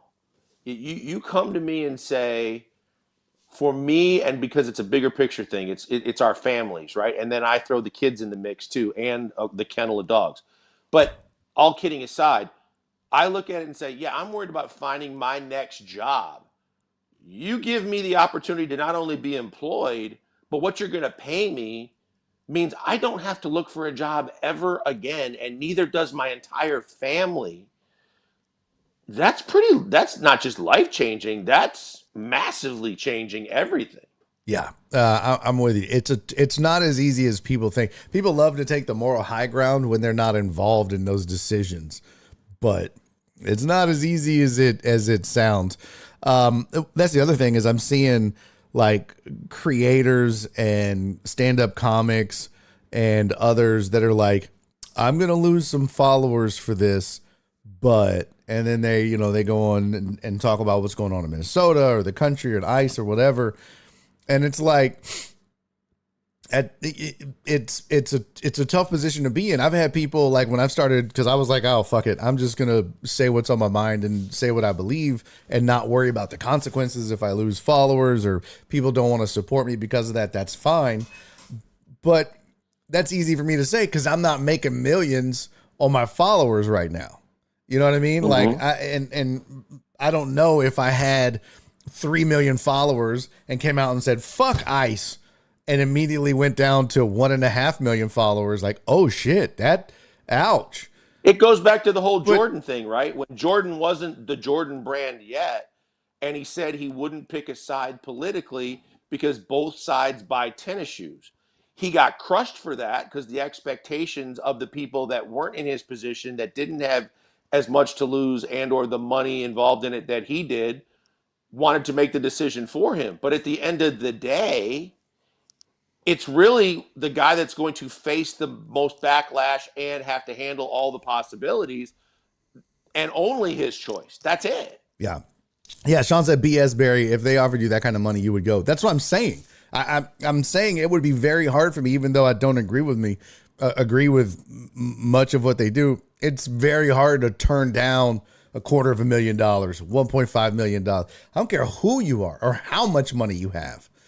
It's really difficult to do that. Now, there were some comics that said no. They were offered money. They were offered the ability to perform. They said no. And I'm sure there were some guys in the PGA. Tiger Woods. Well, you look at it. The biggest, Tiger and Rory. But guess what? Tiger and Rory didn't need the money. What they don't need, and they don't need the headache, right? Mm-hmm. Because they don't need any more money than they were already making with all their endorsement deals and everything else they had going on. And the last thing they wanted was the blemish or the big gaping wound of doing something that was going to create a firestorm of negativity around their reputation. They're both sensitive guys about how they're looked at in the media. And they didn't want any part of it. Cisco said, that's like if Barry headlined the Jack Easterby comedy show. Now, I don't know if the money's as good as it used to be, but they took a kid that just got out of high school, and I believe he was playing in college, and he already signed with the Live Tour. I haven't seen the numbers. I'd be curious if they were still throwing around the hundreds of millions of dollars, because if you're that kid, you got to weigh that into the fact that, hey, is the money going to be there? How long is it going to be there? And if it's not the same money, because now the PGA Tour has really kind of bolstered the way they take care of their players and given them a chance to make a lot more money. That's a different proposition because you're not Rory and Tiger. You're not sitting on, 10 generations full of money. Yeah. B. Shuett said, Awake Reaper said, people swear they could and never sell out. And boom, sell out for $20 hour jobs because bills got to get paid and kids got to eat. Yeah. I mean, look, it's one of those things where, let's take you and I, for example. Mm-hmm. If a certain radio station call right now is like, hey, we want you back. We'll plug it right back in the way it was, same salaries and everything. I think you and I both will be like, okay, well, let's do it. Let's run it back. And not because we are just, I love them and we're so loyal to them. I think it's more because we love doing this and the job and everything else. But it's, and I'm sure people will be like, oh, why did they go back? They both got fired and this and that and the other. It's easy to say that. Hey, I got laid off. Huh? I got laid off. I'd like to say I got laid off. No, you got fired. No, well, there's no difference. What's the difference? Fired is you did it with cause. You got fired. You got let go for cause. No, you still get fired. I think there's two different things there. Laid off is just the mamby-pamby way to say fired. That's all that is. Oh, now I'm mamby-pamby. Oh. I mean, I didn't get fired from the Rockets, but because of the fact that we had a discussion that wasn't going anywhere, and I was somewhat put off by the way they were handling something, and we mutually agreed to part ways. And then there was the financial component where I was still getting paid, to where I was never fired. They made sure to put out a statement that I wasn't fired. I think fired is a lot more harsh and a lot more negatively looked upon by the person leaving than laid off or otherwise. Yeah. Okay. So it was like he wasn't fired. Just like in the case of Mike Tomlin, like Mike Tomlin wasn't fired. He resigned. No, he had a contract with years still on it. So I don't even know if they said resign. He's just not going to coach a team anymore. Stepped down, resigned. I don't give a shit. This again, same thing. Same thing. Laid off and fired, still the same thing. They didn't want you no more, and you ain't got a job. Like that's, I don't know. If you step down or you resign, it's the same thing. I don't know. Okay, we agree to disagree. Yeah. Where were we? Awake Reaver said either way they didn't want your ass. Exactly. At the end of the day, people have to think about their livelihood and their family. 100%. And Walt said, Ari Spears said it was the most money doing that comedy thing in Saudi Arabia. Most money he ever made in his 30-year career. How do you pass that up? You can't. Yeah, it's just when you think about, because let's be honest, a majority of the problems that people have on a daily basis are financially driven, based on everybody's circumstances. If you could eliminate all of that, do you realize just how much easier the rest of your life would be? It's literally that kind of life changing. Agreed. Lone Ranger said, my HR wife disagrees with you, Barry. Jen said, no, reduction enforces the elimination of a job. Laid off is usually, fuck it. I'll do this shit all day. Jen said, fuck it. I do this shit all day. Yeah, Jen's in HR, so she knows. Joe Pro said, laid off versus fired makes a difference when filing for unemployment for some of us. Now, Barry, let me put this on the table for you. The scenario you laid out, you said we'd have to come back for what we were making. Now, if they gave us the Live Golf Tour version of that, or they made it a lot more worth our while, then it would be easier to go back simply because then we could use some of the money to either buy the station and get a real signal or buy a real signal that could help us get where we wanted it to go. That's where I would be. Yeah. Fair enough. Fair enough. And then the custodian wouldn't have to be on 7 days a week on 4 different podcasts as well as the shows. I mean, I gave him a raise. I mean, I called him a custodian. It's a more proper term. Who are you calling the custodian? Oh, it doesn't take you. Listen, I know you're a smart guy. Oh, assistant to the regional custodian. Okay, fair enough. I get it now. Fair enough. If you don't know, just tune in. John said the signal sucked. Yeah, it's not sucked, sucks. It's not a past tense, it's a present tense. Signal sucks. B. Hannon said, or a contract. That's the thing. That station don't do contracts. They just don't do it. Yeah. Yep. And those that have them are investors in the actual station so that they need them or get them. But other than that, that's fact. Not doing that. What is this? Christian Barry, BAC Enterprises buying 97.5 would be, Barry Pack Enterprises. I get it now. Christian Gary gave us a business name, the Barry Pack Enterprises. I like it. Barry Pac-Man Joel would buying 97.5 would be pretty damn interesting. Why can't we just be Suspect Enterprises? Yeah, right. That's the same thing. Like people are like, man, you should start a comedy club. And like, I thought about it for 2 seconds and was like, there's no way. I wouldn't want to run a radio station and I wouldn't want to run a comedy club. It seems like both of them are dying industries in a lot of ways. You know what I mean? Yeah. It's a lot of people that think it's just as easy as start a podcast. Well, when podcasts were first becoming something, then you could start a podcast and you could turn it around pretty quickly to make it financially worthwhile. Everyone and their mother's doing a podcast now on everything from like comic books and like all these different stupid things you can get, to open jars and things, to just everybody else. It has to be financially worthwhile. Otherwise, it's not a career. It's a side hustle.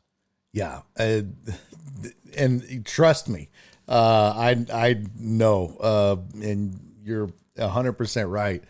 Because I for a long time didn't call this a podcast, but that's really what it is. This show to me was never a podcast; it was a show. But at the end of the day, it's all the same thing. And I find it interesting that it was called a podcast because of the iPod. That's literally how the name got started. Was people were doing audio only shows and uploading them to Apple iTunes. And so people were listening on their iPod and they called it a podcast. And now a podcast is just a show. It's just another way to say a show. It'd be an audio podcast, a video podcast, a live stream podcast. But we call it a podcast.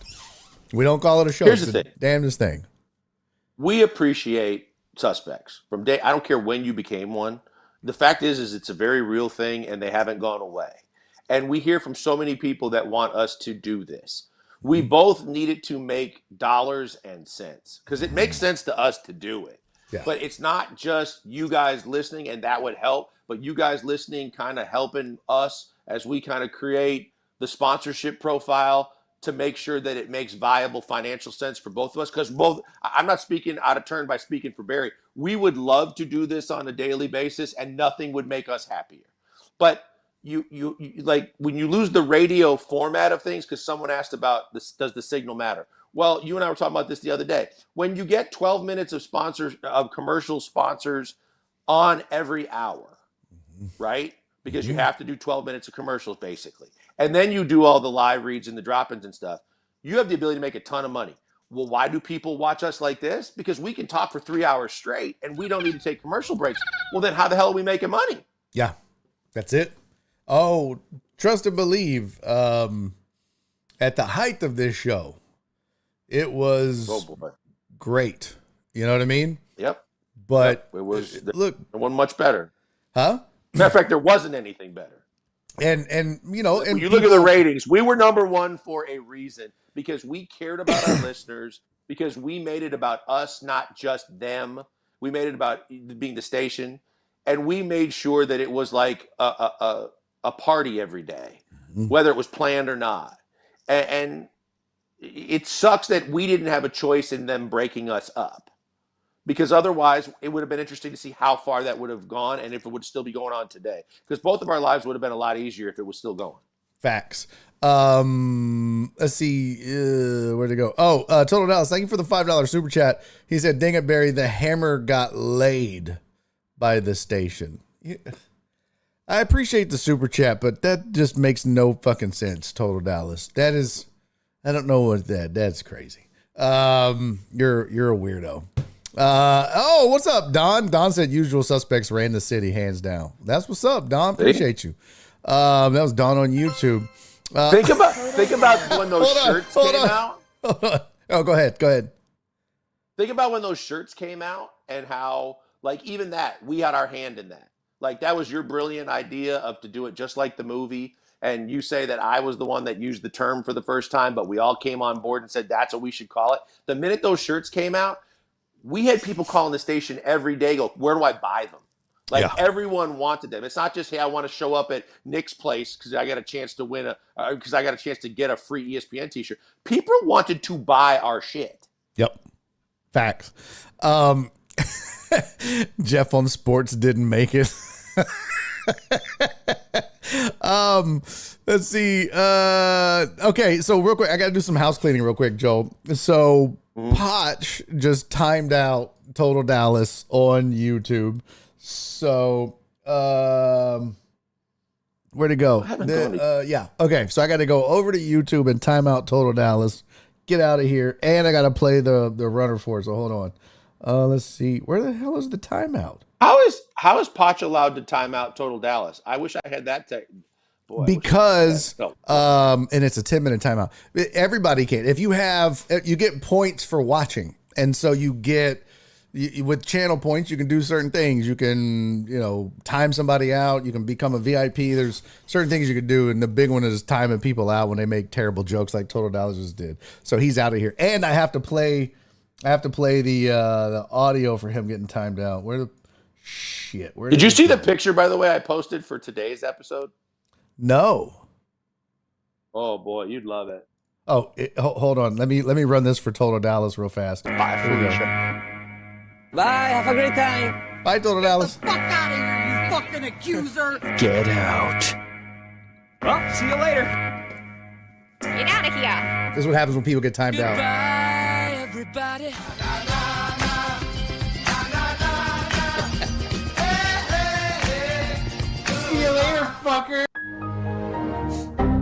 There you go. Get out of here, Total Dallas. You just got timed the fuck out.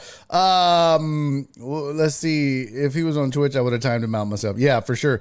Where did it go? Somebody had a question. What was the guy's name? The producer that always got mad at y'all? Nick? Nick's been doing a lot more videos lately. Has he? Yeah. Oh, that's great. That's so funny. Oh, wow. Somebody said, whatever happened to Pinche Pancho Villa? Shit, who knows? And whatever happened to White Magic?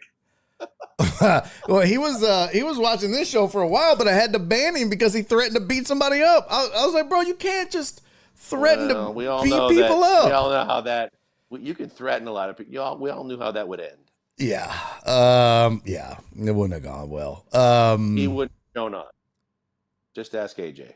Yeah, 100%. Mark said, for real, y'all knocking off Fred and AJ from the top spot was big. The station was so good then. Yeah, it really was. That's the thing. It's like iron sharpens iron, right? I mean, when you had good show after good show, it made all the shows better. It was fun. And how fun was it to have you and I remember the first day it happened, but it again, the day that AJ had to come in tail between his legs and openly admit that we had the #1 show in the city was so awesome for us. But what made everything else even more awesome was from that point going forward, they knew we weren't going away and we were real, and the station was better because of it. Because now every day we were making sure our content did not suck. Yeah.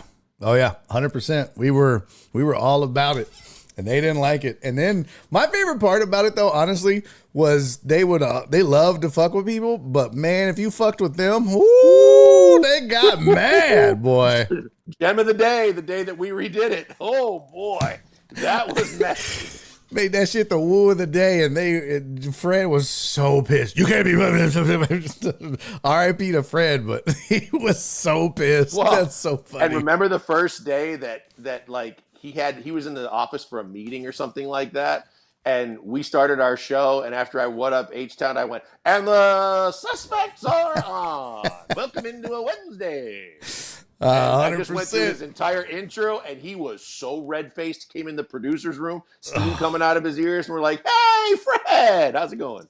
713-780-3776. My favorite thing about them is they'd be like, they would, what would they say? They said something about like, they would yell at somebody, be like, "That's a stupid text. Don't text this show no more. We don't need you guys." 713-78, and then they'd give the number. Yeah. Be like, you could call, you could text. It's like, well, what the fuck? That'd be like, all right, nobody else chat. And be like, why is the chat so quiet? You guys are like, what the fuck are you talking about? You dickweed. You dickweed. Stop bringing that up. Oh, that's so funny. Yeah, that was good times, man. People are asking, like, whatever happened to Kurt Lowe? Oh, God. Oh, boy. See, I had to deal with Kurt Lowe in a different life before the suspects. So I warned you about Kurt Lowe. When I used to do the Rocket stuff, he wanted to be me, and I know that's a tough thing for anybody to want. But he wanted to do, remember when I did all the, remember when I used to do the whole, the whole rhymes for the highlight show and introducing all the highlights? He would write his entire call and script it, and then try and do what I did. Oof. And it drove people nuts. Oof. Oh my God. I have not seen this man in, I can't tell you how long. Jerry. Holy shit. Jerry. You mean like Jerry that goes, "Hello"? Yes. That Jerry? That Jerry. He just Jerry's did it been, right there in social the media. chat. Yep. Jerry's social media reaches out to me. Yeah, that's crazy. Everyone thought Barry was black until they Googled him. That's true. That's a fact. True. That is such a fact. Oh my god, that's so funny. And now they've seen his slipper. Joe Pro said, "Oh, you Mike? Fuck that guy." Yeah, yeah, Yeah, he got it. It used to be a fun bit, and then he got everybody to have that feeling towards him. Yep. Yeah. There were some exhausting people. There were some great ones. That was the thing is I loved 95% of the suspects, but there was 5% that it was just like, if you just would not try so hard, maybe it'd be better. But fuck. And then after that, there was just 5 that we could count on one hand and basically tell them all to go to hell. Yeah, 100%. No, not Jerry Springer. Shut up, Dre. You know which Jerry. This Jerry right here. This guy right there. Well, Is he on YouTube or is he on? He's on YouTube. Yeah, that's how you can tell the difference between the two. Is you see the little red dot? That's the YouTube logo, and then somebody on like Twitch, like Dre, you see the purple icon. So that's how you know if they're coming from Twitch or from YouTube. So yeah, we got 31 watching on. All Dre's friends are on Twitch. Huh? All Dre's friends are hanging out on Twitch normally. So we got 31 watching on Twitch and 15 watching on YouTube. So not too shabby. 46 folks tuning in right now. I don't know what, your competition, who you were holding us to. Twitch, we had a double-digit lead all day. I didn't log on to YouTube. I don't know about their YouTube. But I like that. I like that concept you just told me about. That would have been really cool if I could have blocked somebody and didn't have to worry about my partner unblocking him the next day, because as long as the drama didn't involve him, that he really wanted to see it continue, because then he didn't have to work as hard. Did that happen to you? I didn't do that. No, you sure didn't. I was gonna say what?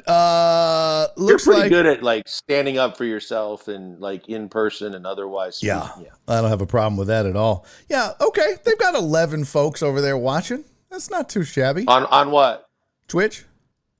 Oh, and we had like 30 some. We're at 28, but it might have gone down now. It was at 31. It bounces around. People dropping shit like that. I don't know what their YouTube is. It's probably higher, right? Do they simulcast now on both? Is there a union for custodians? I don't know. Just asking a question, man. I don't know. Who would be the union head? Bookman? Barney Rubble. Barney Rubble? Wasn't Book? I guess Bookman wasn't a custodian. He was a. Oh, I see what you're doing. Yeah, look and find who is the most famous. See, we can go down a rabbit hole, but I don't know who the most famous custodian of all time. Yeah. Ooh. Maybe the guy from Scrubs. And there was also, what was the dude's name? He had a creepy mustache, and he was on like ESPN 97.5. No. You're making it easy today. Oh, they got 13 watching on YouTube. There you go. They've almost, if you combine their YouTube and Twitch, they almost catch our Twitch numbers. Not bad. Go Cougs. Coog 'em. What was the dude's name? Was it like, oh God. At Pac-Man Joel with a K. Let's see. Famous custodians. What was that show? One Day at a Time? That's who it was. Yes. Pat Harrington. He had the creepy ass mustache, Schneider. right? Yeah. Was it Snyder or something like that? Schneider. Yes. There you go. My man. So many people are like, who? The what? Yes. Yeah, I was thinking that as I was saying it. Schneider. Yep. That was, here we go. I found a picture. Valerie Bertinelli was hot. That was in her hotness days. Yeah. Let's see. Here we go. Before Eddie Van Halen. Yeah, pre-Eddie. Yeah. Before he blew her back out. Here you go. This is. There he is. Yep. Actor's name was Pat Harrington. He played Schneider. Schneider. Yeah. That has to be the most famous, right? I think so. Gotta be. That would be my guess. Aaron said that was a great show. One Day at a Time. Yeah. It was okay. I was more of a Different Strokes kind of guy. Oh, I bet you were. You were into porn then. Okay. Shut your mouth. They had Mackenzie Phillips and Valerie Bertinelli, and I forget the lead characters. Bonnie Franklin. Yep. Parents used to watch it. I think it was every Saturday night. Cisco said this guy kind of looks like Total Dallas. But he's so got funny. hair. Huh? Give him a trucker hat, and he could look like Total Dallas. Total Dallas doesn't have that kind of mop. Yeah, exactly. See, everybody in the chat was saying Schneider, Jet, and CC, and Jeff Bell. A lot of folks were saying, yeah. Cisco said this, the janitor on DC's Scrubs. profile pic. I don't think I need to see that much. What's that? DC's profile pic. I just think that's something that we need to. CC's. What's wrong with CC's profile pic? It's just a lot of revealing. What's your problem? Do you have a 11 problem with naked women? No, I love them, but at the same time, it's like for a Twitch chat, it's different than when you're talking about your different strokes. I mean, she's not naked, but okay. Close. Well, Dre said Pookie is the best custodian. He cleans all the pipes. This truck driver on truck driver crime. I'm here for it. I am here for it. All right. By the way, Well- Dre, you thief. How many times is Dre going to tweet out, "What up, H-Town"? Every time he's in some city or taking some, and then he said, "Oh, it's just an homage." The hell it is, you thief. He's got it copyrighted. You should totally copyright I don't it. need to look for another job. I'm just going to sue Dre's 18-wheel ass. They wanted to know, we're going to be on tomorrow. Nope. Off on this show is off on Fridays. So we're Monday through Thursday, 3 to 5 p.m. It's off on Fridays and late on any day you have a call, meeting, or technical difficulties. I didn't need all that. It's factual. It's 100% accurate. Just didn't need it. That's all. Why don't you get a light? You look like you've just slowly Because the morphed sun's into finally a going down. cage. I've reached my limit. I gave you till 5 o'clock. I got to go pick up my kids, but I didn't hook up the light because I didn't think I was going to need to until you went off on this rabbit hole about janitors. Oh, you did it, not me. All right, let's get out of here. Go get your kids. Y'all have a great weekend. Joel, thanks for doing the show as always. Let's Love do it y'all. again Monday. You want to do it Monday? Sure. Okay. Yeah, let's do it. We'll do it again Monday. We'll see y'all then. So Joel is out. Appreciate you, buddy. Have a great weekend. Tell wife and kids I said hello. That's Joel Blake. Everybody go follow him at Pac-Man Joel with a K on social media, and we'll see him on Monday. As for me, well, that's the show. And I will see you guys on Monday. And until then, hey, 58 Super Bowl squares remaining. Email Jen at barryondeck.com. So pretty easy right there. It's on screen. Jen at barryondeck.com. Email her. Let her know you want in on the Barry on Deck Super Bowl squares. We usually end up with like 4 different boards, but we got to fill the first one up first. So get in on it. There's 58 left out of 100 for the first one. So get in on that. I'm about to get probably 10 of those. Excuse me, for me and Nora. So get in on that. Thank you, B. Hannon. Love you, CC. Sensei Bullrog in the building. We're logging off. Damn it. Good to see you, pimp. All is well. Be safe, be kind, and loving. That's right, Christian Gary. You got it, buddy. All right, I will see y'all on Monday. Everyone have a great weekend. Enjoy the sport. I don't know what the hell we're going to watch. I guess some Rockets and whatnot. He said, of course, I'm on at the end. Good to see you. Hey, man, I'm still going. I don't know about strong, but still going. All right, I will see y'all on Monday. Our ban has been lifted. Oh, I need this story. Come back on Monday and let me know. Oh, fuck. You know what I didn't do? I didn't thank everybody for their Thankful Thursdays. Thank you to Donna. Thank you to Sylvia. And thank you to Total Dallas for supporting the show with your Thankful Thursdays. As always, it's very much appreciated. I love you guys and appreciate you guys for continuing to support this little raggedy ass show. All right, let's get out of here. I'll see y'all on Monday. Do me 3 favors. Be safe, be kind, and most importantly, love each other. Goodbye, everybody. Thank you, Uriel.